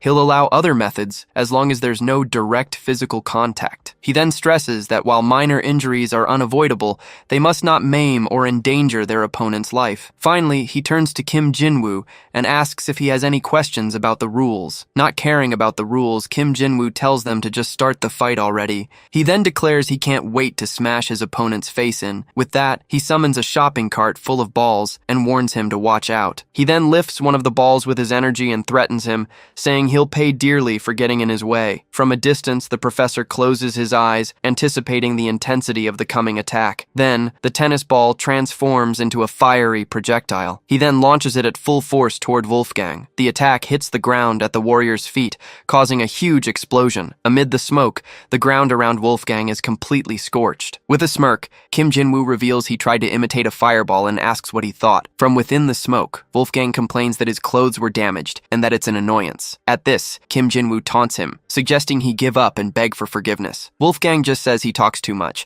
and the other accuses him of trying to buy time. Visibly irritated, he comments that it seems his opponent only understands things after getting beaten up. With a serious look, Wolfgang gives him 1 minute to do whatever he can. After receiving the document confirming the fee payment, Kang Yeren thanks him and says they can go. The two then walk down the long stairs of Seoul Academy, leaving the campus behind. As they walk, Kang Yeren asks if she can ask him a question, and he agrees. With that, she asks if something happened between him and that person back in their academy days, because the tension between them was strange. The manager brushes it off, saying that's just how rivals are, in a love-hate relationship. He then comments that time doesn't heal everything, even years after graduation. Kang Yerin says the situation seems complicated, and he agrees, but states that it didn't seem like they completely hated each other. She then continues down the stairs as he follows close behind. He watches her walk away, and thinks that he used to believe that too. With that, he concludes that his friend, Kim Jin-sung, finds it hard to admit that reconciliation is a complicated thing. Back in the fight, Kim Jinwoo unleashes his fireball technique and asks what his opponent thought of it. Unshaken, Wolfgang grants him a minute and dares him to do his worst. Suddenly, the court explodes in a series of massive attacks. Seeing the destruction, the professor reacts, shocked by what's happening. He then runs toward Kim Jinwoo and scolds him, asking if this wasn't going too far, even after his warning. At this, Jinwoo furiously reveals that his contract with the Constellation was broken because of him, and that he ruined everything. The professor ignores his complaint and warns that he'll handle the situation, but that he'd better pray the other guy isn't seriously injured. He then launches a powerful attack to contain the destruction. Amid the dust, Wolfgang complains that his clothes were ruined. He then comments on the poor durability of clothes from this era. Then, he excuses himself for a moment and prepares to act. Using a teleportation skill, he grabs the clothes from one of the researchers and asks to borrow Fenrir's pelt. He then appears on the court in his new attire, leaving the professor behind. He then throws the wolf pelt onto the ground. Surprised, Kim Jinwoo questions what skill he just used and what that animal pelt is. Then, Wolfgang gets into an attack stance and says something has been bothering him. With a serious look, he reveals that the tattoo on his opponent's arm contains demonic power. Then, he leaps into the air in a swift motion, preparing to strike. He then hits him with a powerful blow that slams him to the ground. After the impact, Wolfgang stares him down with a serious expression. In a second attack, he jumps and strikes the ground with a force that shatters it completely. Lying on the ground, Kim Jinwoo screams as he clutches his injured arm. From a distance, the professor watches the scene in shock, recognizing the energy. At that, the tattoo on his arm begins to glow intensely, and he screams again. The professor then questions why that energy is with him. Next, a shadowy, three-headed creature manifests around Kim Jinwoo. The professor quickly asks why the guardian of the underworld is bound to him. A spectral figure then warns Kim Jinwoo that he will be held accountable and that a contract with Cerberus is his only way out. At this, he refuses to make a contract with the demon, fearing the price to be paid. However, the figure insists that he must accept, or else he will die. In a panic, Kim Jinwoo yells for everyone to run, afraid they'll be devoured by the creature. Wolfgang then covers his mouth, telling him not to be afraid, because the creature will kill him. He explains that the beast feeds on fear, and assures him no one will die there. The professor adds that once empowered, the demon will demand his very lifespan as its price. With that, Wolfgang instructs him to control his breathing and look the creature directly in the eyes. From a distance, the professor despairs, realizing he can't control the situation. Wolfgang then offers to show him firsthand that demonic power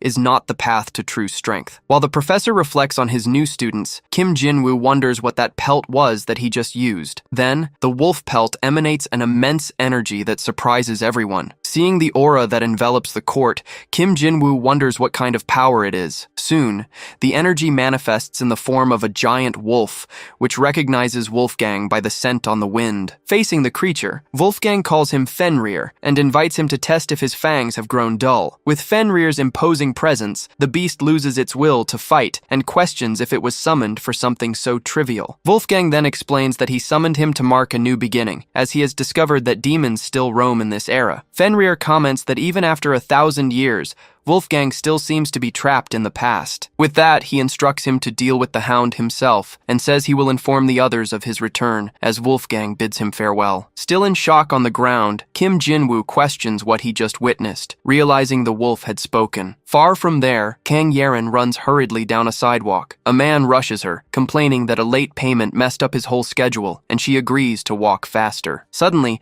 assistant manager Kim Jun-hwan gets her attention and asks her to look at the sky. He then points to a flying object and asks if it doesn't look familiar to her. Back on the court, Wolfgang seems confused, but believes he's on the right path as a voice announces his arrival. Immediately after, a spinning sword flies toward the court, and Wolfgang comments on the slowness of that old relic. The demonic creature senses the sword approaching and becomes utterly terrified. In an instant, Wolfgang's giant sword slams into the ground with overwhelming force. Kim Seong-chil initiates the conversation by explaining that making contracts with demons isn't illegal. It's actually a resource used by demon hunters to track them down. Even so, the professor says he doesn't understand. Kim Jinwoo's brother is a promising new generation hunter, and his father is a famous martial artist and wealthy businessman. Because of this, he asks Jinwoo directly why he made a demon contract when his family could easily obtain a sacred relic. Faced with the question, Kim Jinwoo asks if he really needs to talk about that subject. The professor warns him that he won't insist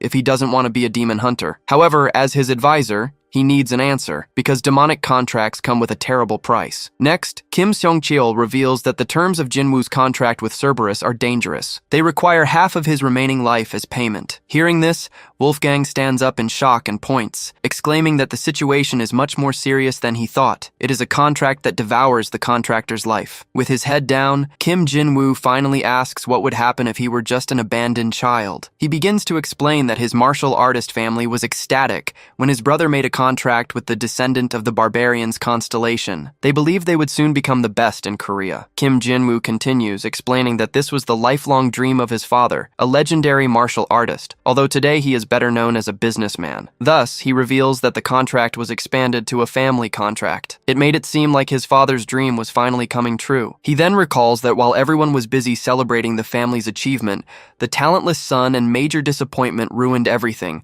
causing the constellation to end its contract. Back in the present, Jinwoo vents that none of this would have happened if it weren't for him. Not understanding the accusation, Wolfgang asks why that would be his fault. In a flashback, the descendant of the Barbarian's constellation manifests. It tells Wolfgang that it is not angry, as the disrespect was just the ignorance of a child who didn't recognize him. Soon after, the constellation asks for forgiveness for not knowing who he was. Back in the present, Wolfgang assures Kim Jinwoo that his punishment for challenging him ended there. What happened afterward was strictly between him and the constellation. In the flashback, Wolfgang grants his forgiveness. However, he asks the constellation if it shouldn't take action, since the child was using the power incorrectly. In response, the constellation's manifestation agrees and says it was already planning to do so. In the office, Wolfgang comments that he didn't expect that to lead to the contract's termination. He figures the constellation must have already had doubts about Jinwoo's family. With that, Kim Jinwoo stands up and yells that this is ridiculous. His brother is a genius, and if there was any flaw, the termination should have only happened to him. Wolfgang replies that since he doesn't know his brother,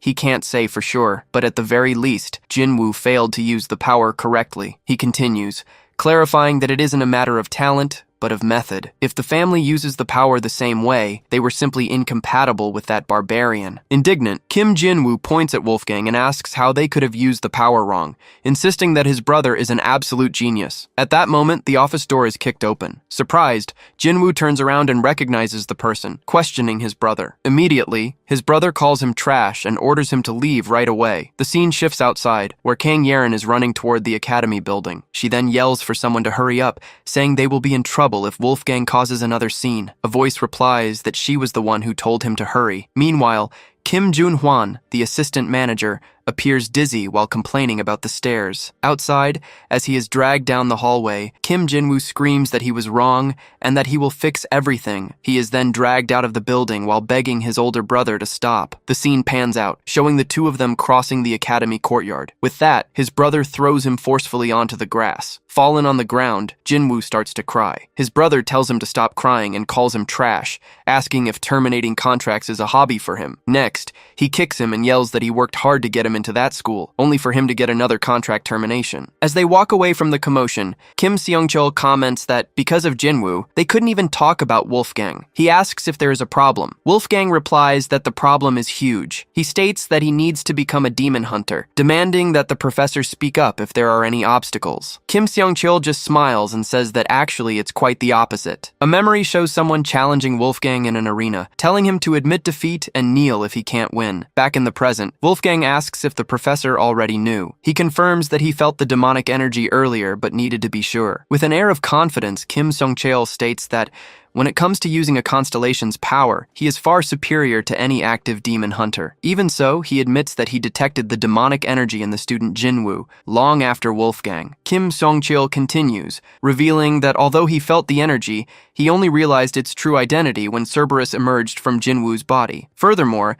he recalls that Wolfgang used spatial distortion during the confrontation. Next, he mentions the summoning ability the Barbarian demonstrated. Finally, a technique that seemed to be telekinesis was used to control his sword. With that, the professor asks why he came to the academy. He confesses that he has never seen a hunter use such a diverse range of abilities with such ease. Bluntly, Wolfgang asks him to get straight to the point. Kim Seong-chul then suggests that he take the promotion exam as soon as it's available to get a double promotion. He claims it's the best way to get his license quickly. When the professor begins to talk about his only regret, Wolfgang interrupts him and asks him to wait. The scene returns to the courtyard, where Jin-woo's brother kicks him repeatedly while yelling that he worked hard to get him into that school. At that moment, Kang Yeren runs up and stands in front of Jin-woo, asking what he is doing. She then demands to know why he is beating his own brother like that. Annoyed, Jin-woo's brother tells her to get out of the way and asks who she thinks she is to meddle. Soon, Kim Jun-hwan arrives and holds him back. He begs Kim Jin-sung to stop, warning him that he's going to kill him, while Jin-sung yells to let him go. The manager tries to calm him down,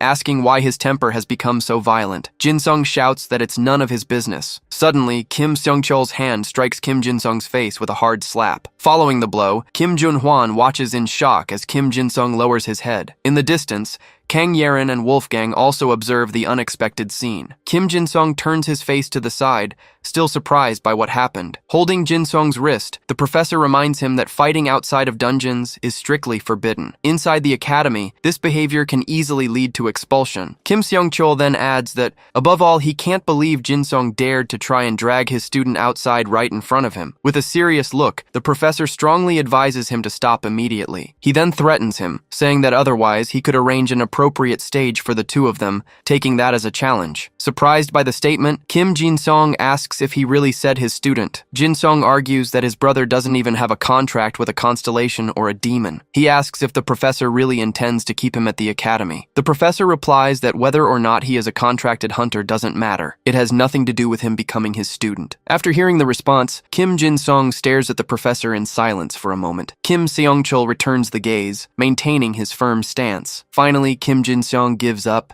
and says to let his brother enroll. With that said, he turns around and begins to walk away from everyone. In the infirmary, Professor Kim Seong-chul explains that the Academy's magical healing barriers should ensure Jin-woo's swift recovery unless his injuries are critical. However, he comments that the real issue seems to be Kim Jin-woo's mental state. Kang Yeren then asks if this has something to do with his brother, the hunter Kim Jin-seong. The professor mysteriously replies that he's wondering the same thing. In a flashback, Jin-woo yells that it makes no sense. His brother is a genius, so any contract failure should have affected him alone. He then points at Wolfgang, questioning his misuse of power and reaffirming his brother's talent. Another memory shows Kim Jin-sung asking the professor if he will still accept his brother into the academy, even without a contract with a constellation or a demon. The memory ends with Jin-sung agreeing to let his brother enroll. Back in the present, Kim Seong-chil concludes that there's definitely a deeper story that only the two brothers know. Just then, Wolfgang opens the infirmary door, saying he's leaving. Seeing him with the Cerberus carcass, Kang Yeren questions him. He warns her not to touch it, as the demon still radiates a malevolent energy, even in death. Meanwhile, outside, Kim Jun-hwan asks Kim Jin-sung why he acted that way inside the academy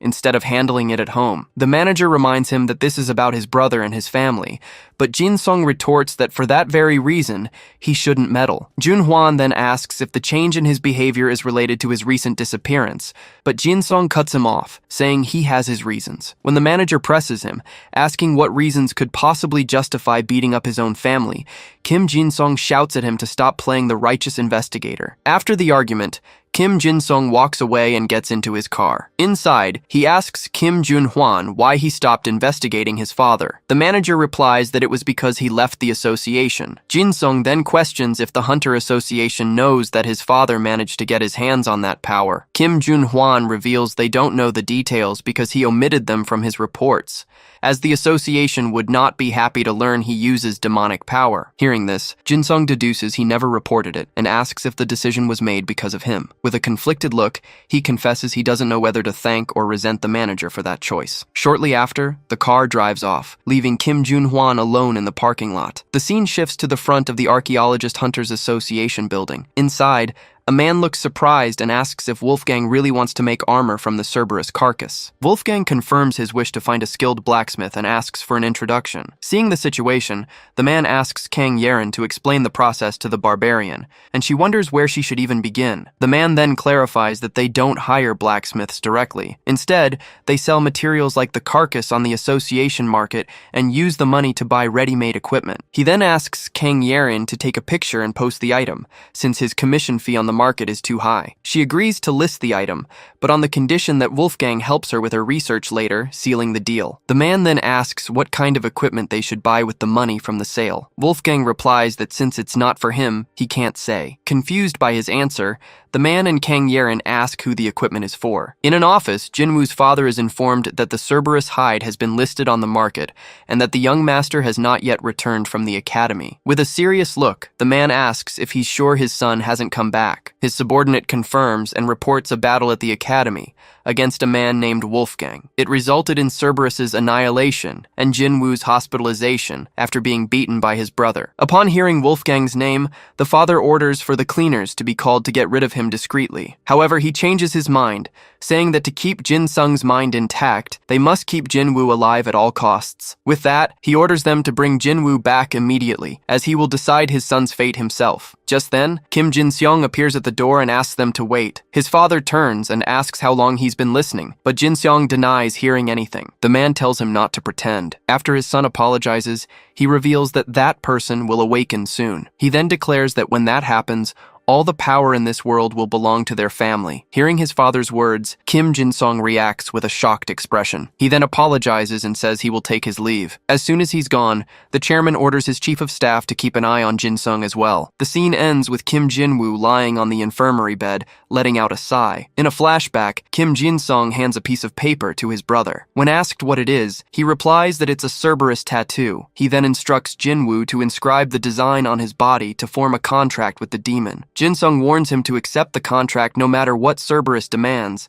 as its power would help him easily reach C rank. However, Jinwoo refuses, saying he'll work hard to get a contract with another constellation. He questions how his brother could ask him to make a pact with a demon. His brother then warns him that he'll die if he doesn't, asking if he knows what happens to those who defy their father. Jin-sung then reveals that their father wouldn't hesitate to kill his own son, and that a demonic contract is the only thing that could please him. He continues, explaining that their father spent years working to awaken that power, a power that soon not even the Hunter Association will be able to ignore. Jinwoo suggests asking his his friend at the association for help, arguing that the Cerberus contract demands half his life, a price far too high. With his face shadowed, his older brother simply replies that he can't do that. With tears in his eyes, he explains that if he does, his friend will surely die. He begs Jinwoo to do as he says, as it's the only way for any of them to survive. Back in the present, Jinwoo is still lying on the infirmary bed, staring at the ceiling. A tear rolls down his face as he whispers his brother's name. Suddenly, a hand shrouded in an aura begins to materialize above him. Startled, Jinwoo screams, asking if it's a ghost. From across the room, Wolfgang tells him to hold still as he tries to grab him, but Jinwoo panics and yells for him to let go. Later that night, Kim Jin-song kneels outside the academy. He then runs up the stairs, determined to act quickly before his father makes the next move. In his office, Professor Kim Seong-cheol stretches in his chair, noticing how late it's gotten. Suddenly, Kim Jin-seong rushes in. Not understanding the situation, Kim Seong-cheol wonders why Jin-sung would be there. Meanwhile, Kim Jin-seong enters the academy's infirmary, where a blue aura emanates from one of the beds. He peeks through the doorway, believing his brother should be there. Carefully, he pulls back the curtain surrounding the bed. To his surprise, it's empty. He wonders if his brother really isn't there. Frustrated that he didn't expect him to have left already, Jin-seong wonders where his brother could have gone. Just then, an aura of energy envelops him and lifts him into the air,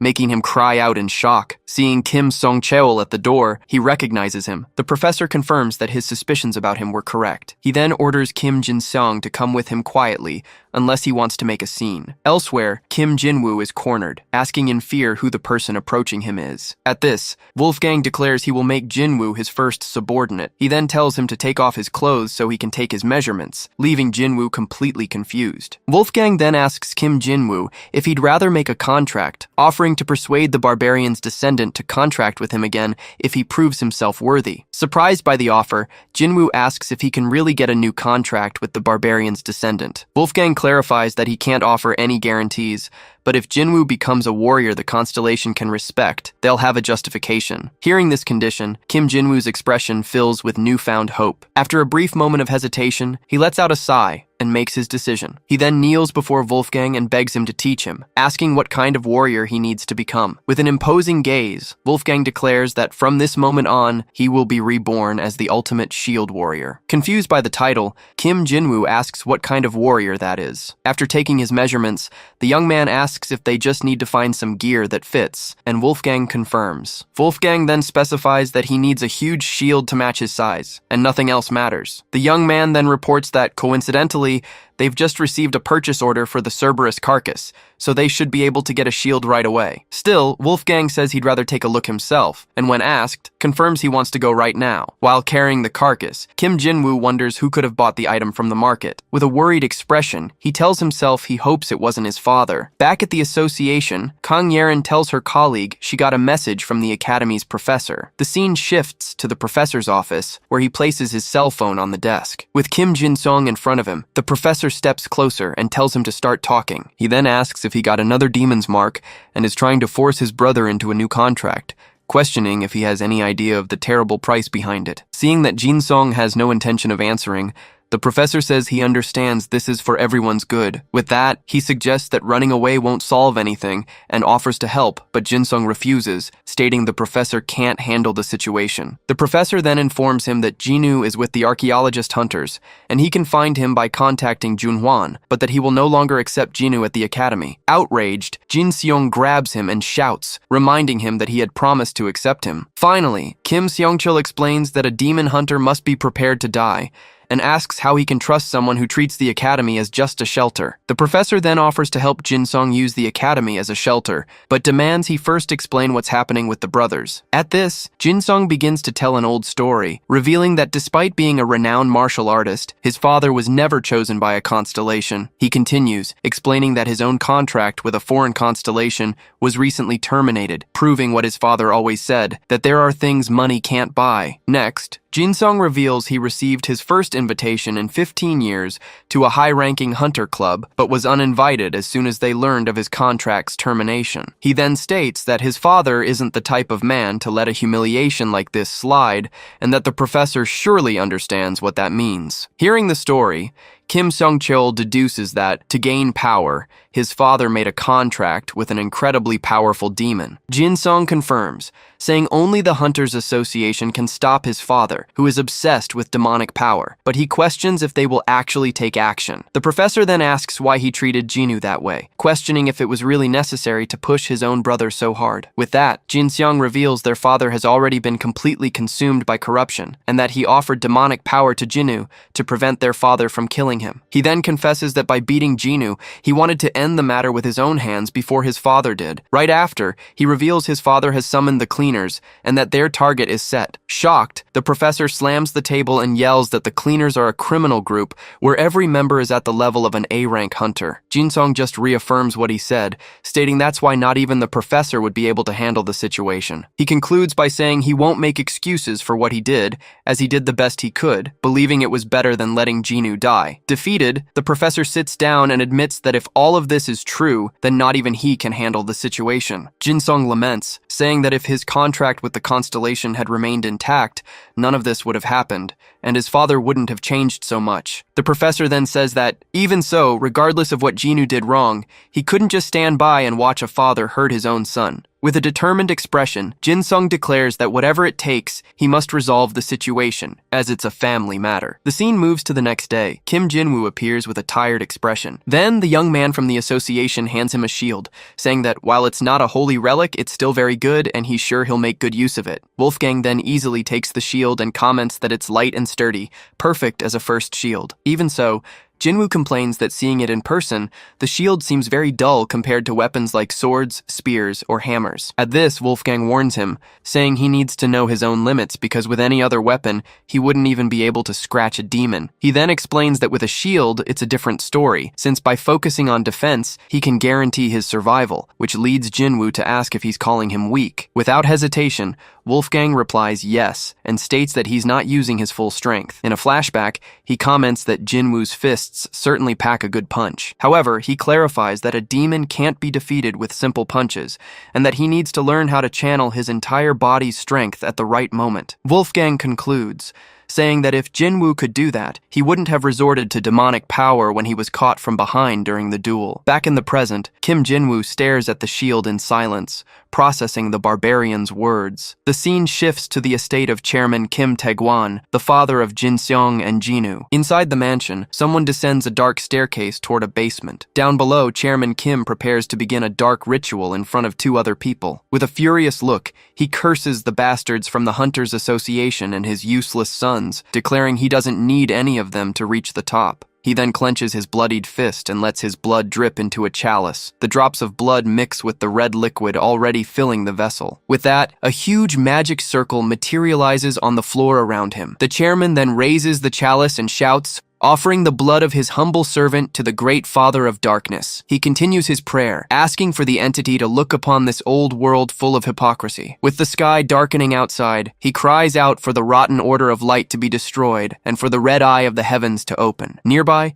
the two guests watch with excitement, believing they too will become strong and make a fortune when the chairman gains his power. The chairman then offers their flesh and blood as a sacrifice for the ritual. He continues the chant, commanding the sealed gate of the abyss to open and allow the descent of the Dark Lord. At that moment, a shapeless, bloody mass begins to emerge violently from within the chalice. With an ecstatic look, the chairman watches the manifestation of the entity he has summoned. Without warning, the mass of dark energy lurches forward and slams into the chairman's face. With a choked cry, the man's eye glows with a demonic mark. Seeing this, his guests back away in a panic, telling him to wait. Then, a scream of agony echoes through the basement as energy tentacles spread across the floor. In the chairman's place, a gigantic chained demonic creature materializes before the two of them. As the man questions if that being is still the chairman, his female companion beside him is pierced by a surprise attack. Blood splatters on the guest's face as he watches the scene in complete horror. Fallen, the man calls out for his partner, asking where she is. The demon opens its mouth to devour. Moments later, it lifts the woman's lifeless body, impaled on its chains. The creature's red eye fixes on the last survivor. Far away, Kim Jin-sung senses something has gone wrong and yells for someone to get help quickly. Suddenly, a voice appears in Kim Jin-woo's mind,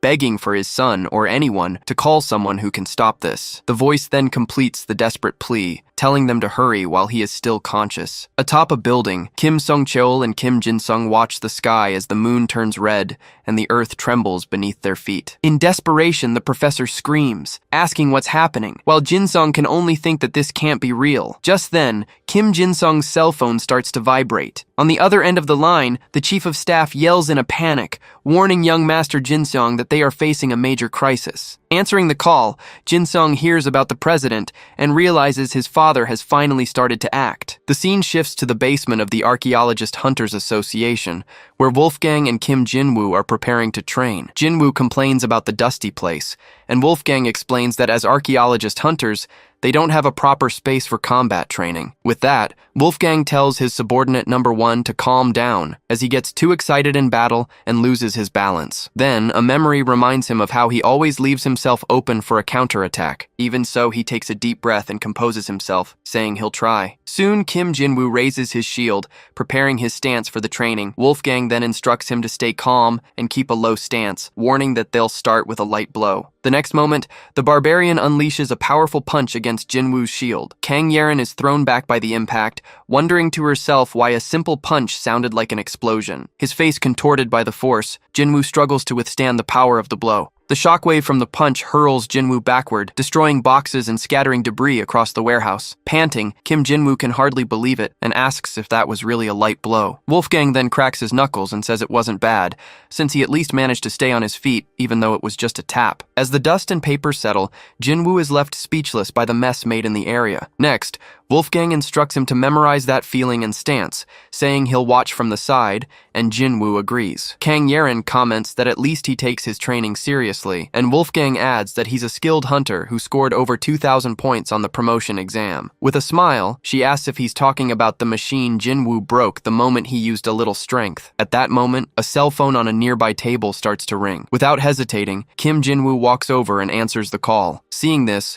Wolfgang comments on how easily he loses focus, but Kang Yerin defends him, saying she wants to encourage him since he's just starting out. Suddenly, Jin-woo yells into the phone, asking what the person on the other end said. He then confirms he understands and will go immediately, running off while apologizing for having to go home. Not understanding the situation, Kang Yerin asks what's going on, and Wolfgang replies that he has a bad feeling about it. Far away, Professor Kim Seong-cheol shouts in shock, questioning if he really performed a demonic descent ritual. He then asks if it wasn't just a simple contract, and upon receiving confirmation, he curses the situation. The chief of staff reports that when he left, the president was still conscious, and asks if they can stop him if they hurry. At this, Jin-sung says he'll go alone, as it's a family matter, but the professor refuses, stating that a demonic descent is no longer a family problem and that he will go with him. The professor insists, saying a powerful hunter like him will make the association move much faster, as they wouldn't pay attention to a report from anyone else. Desperate, the chief of staff says he's going too, because his wife is still there, and Jin-sung tells him to calm down and call anyone else who can help. Immediately after,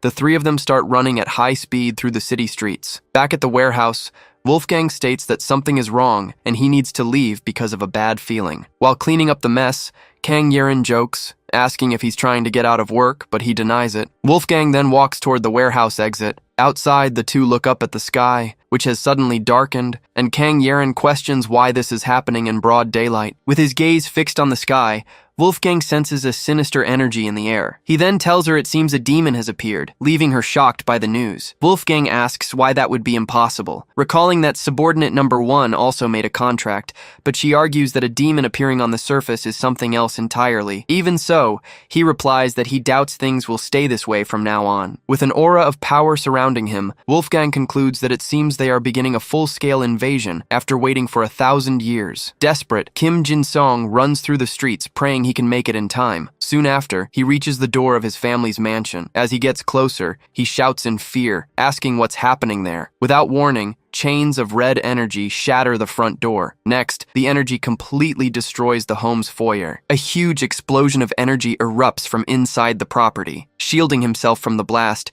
Jin-sung wonders if he's too late, calling out for his father. Suddenly, something in the sky catches his attention. Even without understanding, he wonders what it could be. Soon, everyone watches as a gigantic energy sword descends from the heavens toward the city. The colossal weapon strikes the ground with devastating force. Facing the threat, Wolfgang draws his sword and orders Yerin to evacuate to a safe place. At this, she tells him to be careful, warning that the Hunters Association is already on its way. Without hesitation, he propels his body forward. Then, Wolfgang leaps toward the energy, his own weapon in hand. Amidst the destruction, Wolfgang tells the demons to wait because the last barbarian is coming for them. The scene shows fire and destruction spreading across the battle site. Elsewhere in the city, Kim Jin-song appears, panting and wounded amidst the wreckage. He then screams for his father not to succumb to the demon and to wake up. Suddenly, a chain of energy shoots toward him from the darkness. With that, the chain pierces through his body. Then, a demonic voice informs him that this man is no longer his father. Facing the creature, Jin-song falls to his knees as the voice tells him not to despair. Finally, the demon reveals that,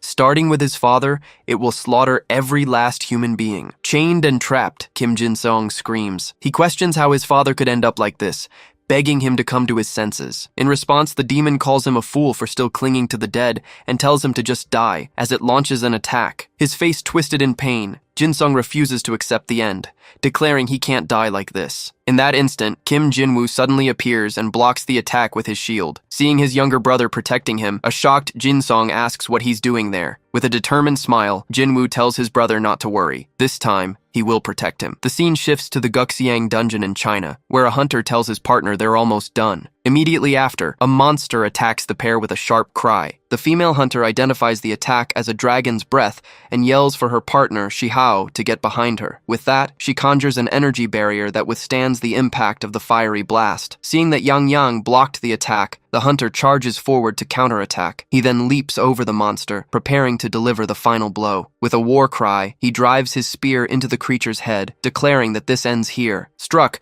the monster lets out a final screech of pain and is defeated. With the battle over, the two hunters celebrate, cheering that they've cleared an A-rank dungeon. Striking a victory pose, the pair of hunters celebrate, shouting that they truly are the best. As the female hunter smiles, her partner says the elders will finally recognize them now, then stabs her. Confused, she can only react as she spits up blood. With that, the hunter holds his partner's body as she collapses, lifeless. The next instant, he too is stabbed and screams, demanding the attacker reveal themselves. With a final breath, he can barely react to the attack. Soon, a mysterious assassin appears before the fallen bodies of the two hunters. He then comments that the two A-rankers barely put up a fight, and that he's moving to the next target's location immediately. Next, the assassin looks at a photo of Wolfgang on his phone. On top of a building, Wolfgang says he doesn't know why the sky suddenly changed, but the chaos only plays to his advantage. Far away, the assassin notes his next target is just an F rank, but there must be something special about him for a kill contract to be issued. With that, he declares he'll finish him in a single, clean blow. Wolfgang then defends himself from a surprise attack that explodes against his sword. From the impact, he's enveloped in a dark aura and retreats. Kneeling on the ground after the attack, Wolfgang coughs as the assassin watches from above. As the assassin reports the target's elimination, his constellation warns him to retreat immediately, leaving him confused by the message. Suddenly, Wolfgang appears, and the assassin panics. Then, he cuts him down as if he were nothing. Spitting blood, the assassin boasts that Wolfgang may have defended against one target, but he definitely inhaled the poison. With a threatening gaze, Wolfgang declares he is no one's target but the hunter, and warns him not to interfere with his hunt. Meanwhile, back at the main battle, energy chains surge across the battlefield. Kim Jin-woo manages to block the attack with his shield, resisting the impact of the chains. When his brother asks, he assures him he's fine, remembering Wolfgang's instructions to keep his calm and posture. With a monster approaching from behind, Jin-woo thinks that he just has to hold on until other hunters arrive to help. Then a demon attacks them, and the impact of the attack hurls the brothers through the air. Jin-woo quickly runs to protect his fallen brother, asking if he's okay and what that thing is. Looking around amidst the chaos, he wonders where all these monsters came from. The scene pulls back to reveal the giant demon on a cliff, watching the destruction spread across the city. The battlefield transforms into an abyss of fire and broken rock. From the cracked ground, a monstrous hand emerges amidst the flames. Soon after, hordes of demons of all shapes and sizes begin to emerge from the abyss. Trembling, Kim Jin-woo can hardly believe the absurd number of monsters that have appeared. With a roar, the creatures charge toward the brothers. With a determined look, he tells himself to get a grip, because if he gives up now, his brother will die. The next moment, Jinwoo throws himself in front of his brother and blocks a golem's punch with his shield. His face twisted with effort, he struggles to withstand the impact of the blow. Exhausted on the ground, he tells himself he has to hold on. With a furious shout, he gets back up, determined to hold out until the other hunters arrive. He then defends himself from a demon's blow. He quickly turns and blocks another creature's attack with his shield. He then lunges forward and hits a slimy monster with a powerful shield bash. He continues to fight, landing a punch on another creature. With no time to rest, a tentacled monster lunges at him. With a cry of pain, Jinwoo is hit head-on, his shield shattering from the attack. Fallen on the ground, Jinwoo refuses to give up, repeating to himself that he must protect his brother. Even so, the tentacled creature moves in to deliver the final blow. With the remains of his shield, he prepares to block the attack with all his might. Suddenly, he looks past the monster, wondering what has just appeared. An instant later, a giant sword pins the creature to the ground, killing it instantly. A voice then praises his #1 subordinate, saying he held on well until the end. In the middle of the battlefield, Wolfgang appears to protect the two brothers. He then declares that Jinwoo is truly a man worthy of holding a shield and protecting his allies. Relieved, Jinwoo can only call out Wolfgang's name upon seeing him, sword in hand. Before them, a horde of grotesque-looking demons prepares to attack. Wolfgang's eyes glow with intense energy. He then lets out a powerful roar, unleashing all his strength. With a single blow, the barbarian unleashes a wave of energy that sweeps across the battlefield. The energy manifests as wolves that destroy every demon in their path. Finally, a voice tells Jinwoo to rest as an aura envelops him. The giant demon attacks, launching its energy chains toward its targets. But Wolfgang charges at the demon. Filled with absolute hatred, Wolfgang declares he'll take it from here. As they fight, Wolfgang demands to know what the demon knows about Devil House. He promises a clean death in exchange for the information. In response, the demon finds the human's words amusing and wonders how a mere insect dares to speak to him that way. Wolfgang warns him that he's been given a chance to die peacefully. If he refuses to talk, he'll be eliminated. With that, the creature calls him a filthy insect and challenges him to try and kill him if he thinks he can. The demon then launches a shadow attack, moving to trap Wolfgang. As he's caught, Wolfgang scoffs at the use of such cheap tricks. The creature then orders the arrogant human to be crushed by the power of the shadows. Wolfgang cries out in pain as the technique crushes him. Suddenly,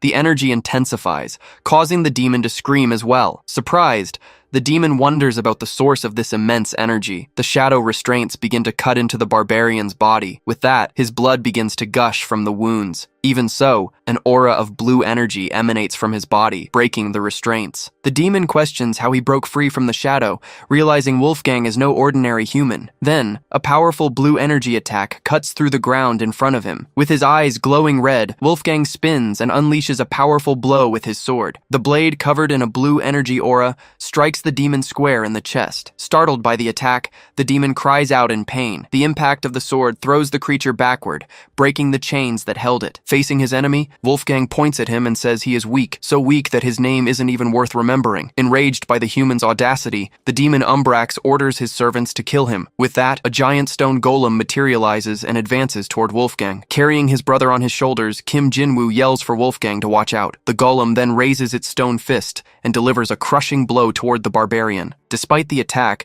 Wolfgang simply glares at it, his face filled with fury. Without moving, he destroys the golem with a single punch. Watching this, Jinwoo can only gasp in astonishment. In complete shock, he stammers as the narration reveals that, on that day, Jinwoo was sure of one thing. The narration continues, explaining that he absolutely had to stay on Wolfgang's good side. Suddenly, the golem's remains fly toward Jinwoo, making him scream in surprise. Wolfgang turns and snaps at his #1 subordinate, asking what he's doing. He orders him to hurry up and get his brother to safety. With a relieved smile, Kim Jinwoo agrees, thinking to himself how glad he is they're on the same side. Meanwhile, the demon wonders where that man suddenly came from and regrets having to use a power he didn't want to reveal yet. A moment later, a red energy aura begins to manifest around the demon. With that, the demon evolves, revealing its new form, Umbra's Shadow of Evolution. Faced with this transformation, Wolfgang merely comments that his opponent has a varied skill set. In response, the creature challenges him to see how long he can keep up that act, then attacks with shadow blades. With agility, Wolfgang blocks one of the attacks coming his way. The demon then continues its advance with a barrage of rapid strikes. Suddenly, Jinwoo screams in terror. His body is dispersing like smoke. He accuses the demon of cheating. Unfazed, the creature continues its relentless attack against the Barbarian. Next, the demon questions if Wolfgang really thought he could kill him with that level of power. Wolfgang then calmly replies that he believes he can kill him easily, even at that level. Shocked by the human's confidence, the demon can barely finish its sentence. Furious with his opponent's arrogance, the creature prepares for another attack. With a furious cry, the demon calls him a filthy insect and orders him to just die. In a flashback, an older barbarian asks his companion, Jonas, if he's heard the rumors about demons that are immune to attacks. The older barbarian tells Wolfgang not to be afraid. Wolfgang retorts, but his master cuts him off, claiming the demons will be useless against his warhammer, blessed with the lightning of angels. Back in the present, Wolfgang blocks the demon's attack with a glowing warhammer. Surprised, the demon wonders how a human is deflecting its attack. Then, it realizes the weapon is blessed by an angel. With the weapon in hand, Wolfgang mentally thanks his old companion, Jonas. The creature glares at its opponent with fury. Next, Wolfgang attacks the demon with the full force of his warhammer. The impact of the weapon generates an explosion of energy. Struck squarely, the creature staggers back. In a rage, the demon calls him a bastard and realizes that this won't work. With that, Wolfgang asks one last time where Devil House is. The creature then curses the situation as its shadow form detaches and tries to flee. While the creature thinks that it can't believe it was defeated by a pathetic human, Wolfgang stands over the demon's defeated body. Demanding an answer, Wolfgang smashes the ground with his hammer in a final attack. With the impact of the blow, the creature's shadow form is thrown far away. Right after the hammer is thrown at the creature, which falls toward the fiery abyss. Seeing the demon fall, Jinwoo runs to Wolfgang with his brother on his shoulders and asks if he's okay. Wolfgang then laments, as that was his only lead on Devil House's whereabouts. At the same time, a group of hunters finally arrives at the scene of the devastation. Among them, a woman in a formal suit stands out as she walks through the destroyed terrain. With authority, she points toward the aftermath and orders everyone to quickly eliminate the remaining monsters. The hunters move in and begin fighting the creatures still on sight. Right after, the woman approaches and stops in front of Wolfgang. Wolfgang gets straight to the point and asks who she is. She then introduces herself as Choi Yunha, the vice president of the Hunters Association, and informs him that her hunters will take care of the remaining monsters. With that, she extends her hand and invites him to come to the Hunters Association if he wants information about the demon Devil House.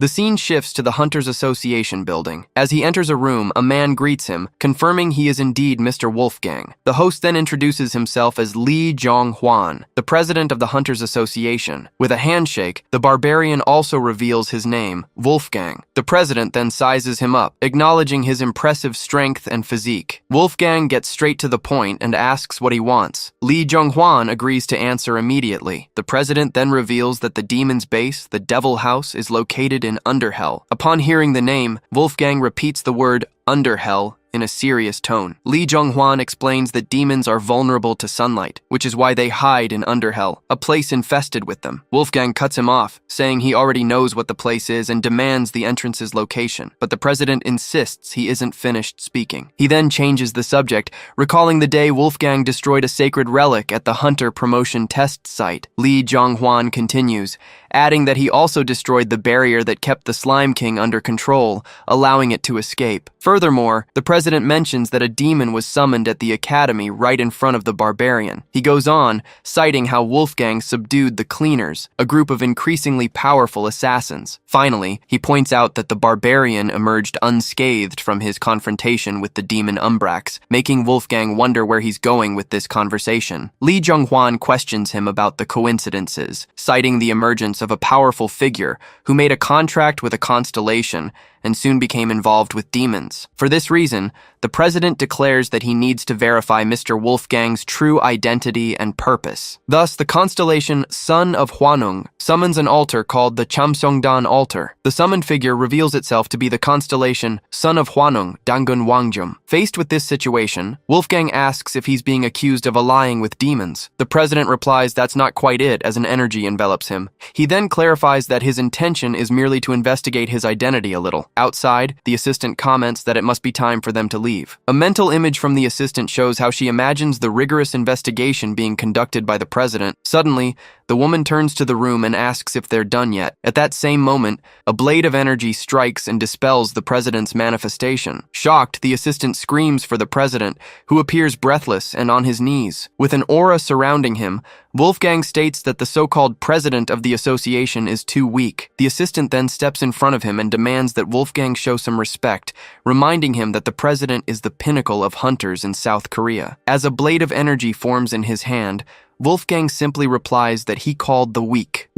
Outraged, the assistant calls him a bastard. In response, the constellation Concubine of Emperor Xuanzong manifests according to the contractor's will. The president then shouts for the association's vice president not to do anything, as that man is dangerous. As soon as she appears, the constellation attempts to use a dominant seduction skill on the target. The woman envelops him with her presence and kisses him. Possessing Wolfgang's body, the constellation turns and questions how they dare direct such words at the president, calling him an insignificant human. With that, the vice president turns and informs her superior that she has dealt with him. The president, however, yells for the vice president to watch out for what's right behind her. She turns around, confused, and asks what's wrong. The president just curls up on the floor. As the president groans in pain, Wolfgang turns and walks toward him. The barbarian then demands they tell him the information about Underhell. The scene shifts to a fortress located in the third-floor area of Underhell. Inside a large throne room, a small creature stands in the center. The demon Umbrax then addresses his friend Devilhouse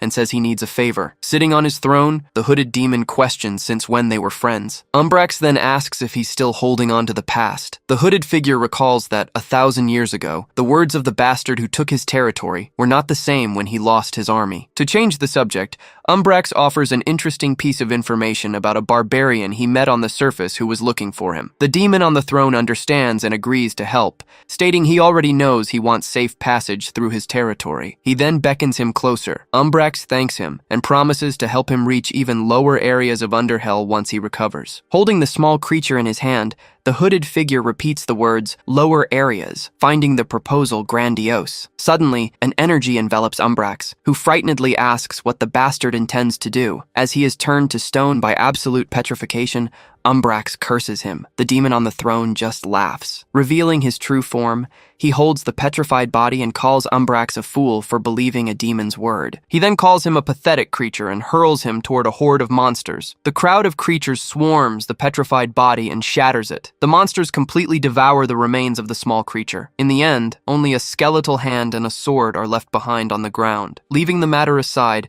the demon comments on the fact that the barbarian is still alive. He then curses the damned barbarian. Back in the office, Wolfgang states that they aren't strong enough to fight the demons, making the vice president question if there's no one stronger. The president explains that he is among the strongest in South Korea. With that, Wolfgang says he has no choice but to descend into Underhell alone. At this, Lee Jong-hwan tries to calm him down, saying there's no need to rush, as the appearance of a demon was a rare situation, and there won't be any immediate problems. Wolfgang, however, looks outside and says something is strange. The president asks if there's some kind of problem. The barbarian then questions why the darkness hasn't dissipated, even after so much time since the demon was defeated. In that same instant, a pressure hits the room, making the president ask what it is. Wolfgang then recognizes the energy spreading through the area. Shortly after, a rift of energy opens in the middle of the room. From it, the demon Volcalas emerges in Seoul. At the same time, in Daejeon, the demon Batwing appears. Meanwhile, in Paju, the demon Astaroth also manifests. The president asks what's going on, and Wolfgang confirms it's a demon. Without hesitation, the barbarian leaps through the broken window toward the city. As he falls,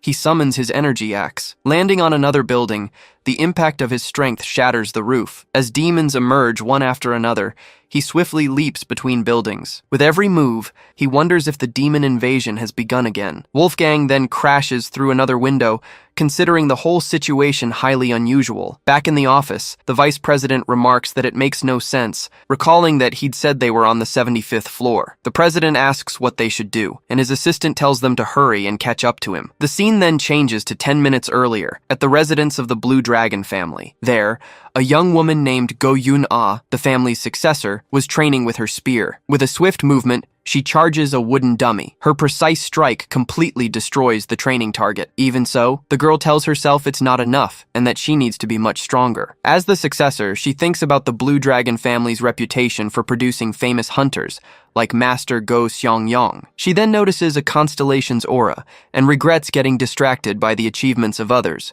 concluding that the Blue Dragon family is on another level. However, the constellation Blue Rose Lancer announces its disappointment with her performance and terminates the contract. With that, she decides she must dedicate herself even more to get a new chance and secure another contract. She then notices the wound on her hand from gripping the spear so tightly. Soon a man praises her for her excellent form and says it's almost time to pass the family's leadership to her. The girl calls him father, and Go Seongyang, the master of the Blue Dragon family, states that he would have no regrets if he died today. Yuna tells him to stop, knowing she still has a long way to go and needs to be recognized by the constellation again. Her father then pinches her cheek and asks when she grew up so much, making her tell him to cut it out. Go Xiangyang then changes the subject, asking if something is happening, as it seems very noisy outside. Suddenly, they both look to the side with serious expressions. From above, something is rapidly approaching the residence. The successor turns toward the entrance. The demon Astaroth descends from the sky at high speed, heading straight for them. Her father recognizes the approaching creature. Immediately, Go Xiangyang gets into a fighting stance and orders Yuna to get back inside and contact the Hunters Association. The demon introduces herself and, first things first, asks where the Barbarian is. In a flashback, Devil House orders the three demons to go to the surface and find the Barbarian. Volcalas then asks his lord how they're supposed to find him if the only information they have is that he's a barbarian. Devil House replies that he's the biggest idiot who just charges in swinging his weapon and promises a reward if they find him and bring him to him. Back in the present, Volcalas wonders how he'll find this human and what kind of fool would dare charge at him. The demon then roars through the city. At that same moment, Wolfgang charges toward him, yelling as he leaps between buildings. Seeing him, Volcalas remarks that the description was surprisingly accurate. As Wolfgang scales a building, the demon asks where he thinks he's going. Volcalas then declares that he, and not the others, will be the one to claim the reward. With that, the monster launches a powerful energy punch at the hunter. Meanwhile, in Paju, Go Xiangyang has been defeated and is on his knees before Astaroth. He questions how an S-rank hunter like himself could be defeated so easily. Astaroth praises his strength and demands information, but he just tells her not to make him laugh. With that, the demon says she'll see how much he can take, making him scream in pain. Yuna runs outside, shouting that she's already contacted the association. Astaroth squeezes Go Xiangyang's neck as he struggles to breathe. In despair, the girl screams for her father's life. The demon just responds with a cruel, menacing smile. The successor then hesitates, telling herself to wait a moment. She quickly concludes that, without a contract, charging in now would be a meaningless death. With her body in poor condition and her contract terminated, she thinks she couldn't do what even her father failed to do. The young woman then wonders if the right thing to do isn't to wait for the Hunters Association. Her father continues to be choked by the demon. With his last bit of strength, he tells Yuna that it's okay. Then, the master tells his daughter to stay safe. Astaroth sentences him to death if he has no intention of talking, making him choke. At the exact moment of the blow, Yuna appears and blocks the attack with her energy spear. The demon turns in surprise, wondering how she got there. With a war cry, the girl charges forward with all her strength. The attack throws the girl backward, but it lands a direct hit on the demon. Astaroth then screams in pain as she's struck by the blow. The successor then retreats to her father's side. She supports him with one arm, holding her spear in the other hand. The family master apologizes for making her intervene and tells her to fall back, as this opponent is beyond her. Yuna refuses, stating she will face the demon and that she is the one who should be sorry. With that, she remembers her promise not to just stand by like a fool anymore. She then reinforces to herself that she would seize this opportunity and not run away in fear. In an internal monologue, the girl orders herself to stop looking for excuses to give up. She clenches her fist tightly, repeating to herself, "Never again. Never again." Moved by this attitude, the Blue Rose Lancer constellation is deeply touched by Go Yuna's resolve. The entity then pays homage to the heart that does not crumble in the face of fear. Soon, the Blue Rose Lancer constellation proposes a formal contract to Go Yuna. The girl accepts and declares that she will never waver again, becoming the new contractor of the Blue Rose Lancer. Irritated, Astaroth curses the terrible timing of her contract and vows to kill her right then and there. In a fighting stance, an aura envelops the successor of the Blue Dragon family. Then, she activates the Water Walk skill, creating clones of herself that surround the demon. Surprised, Astaroth wonders how this is possible. Soon, one of the clones charges at her with spear in hand. The girl then delivers a final blow, the Spear of Penetration, which pierces the demon's body clean through.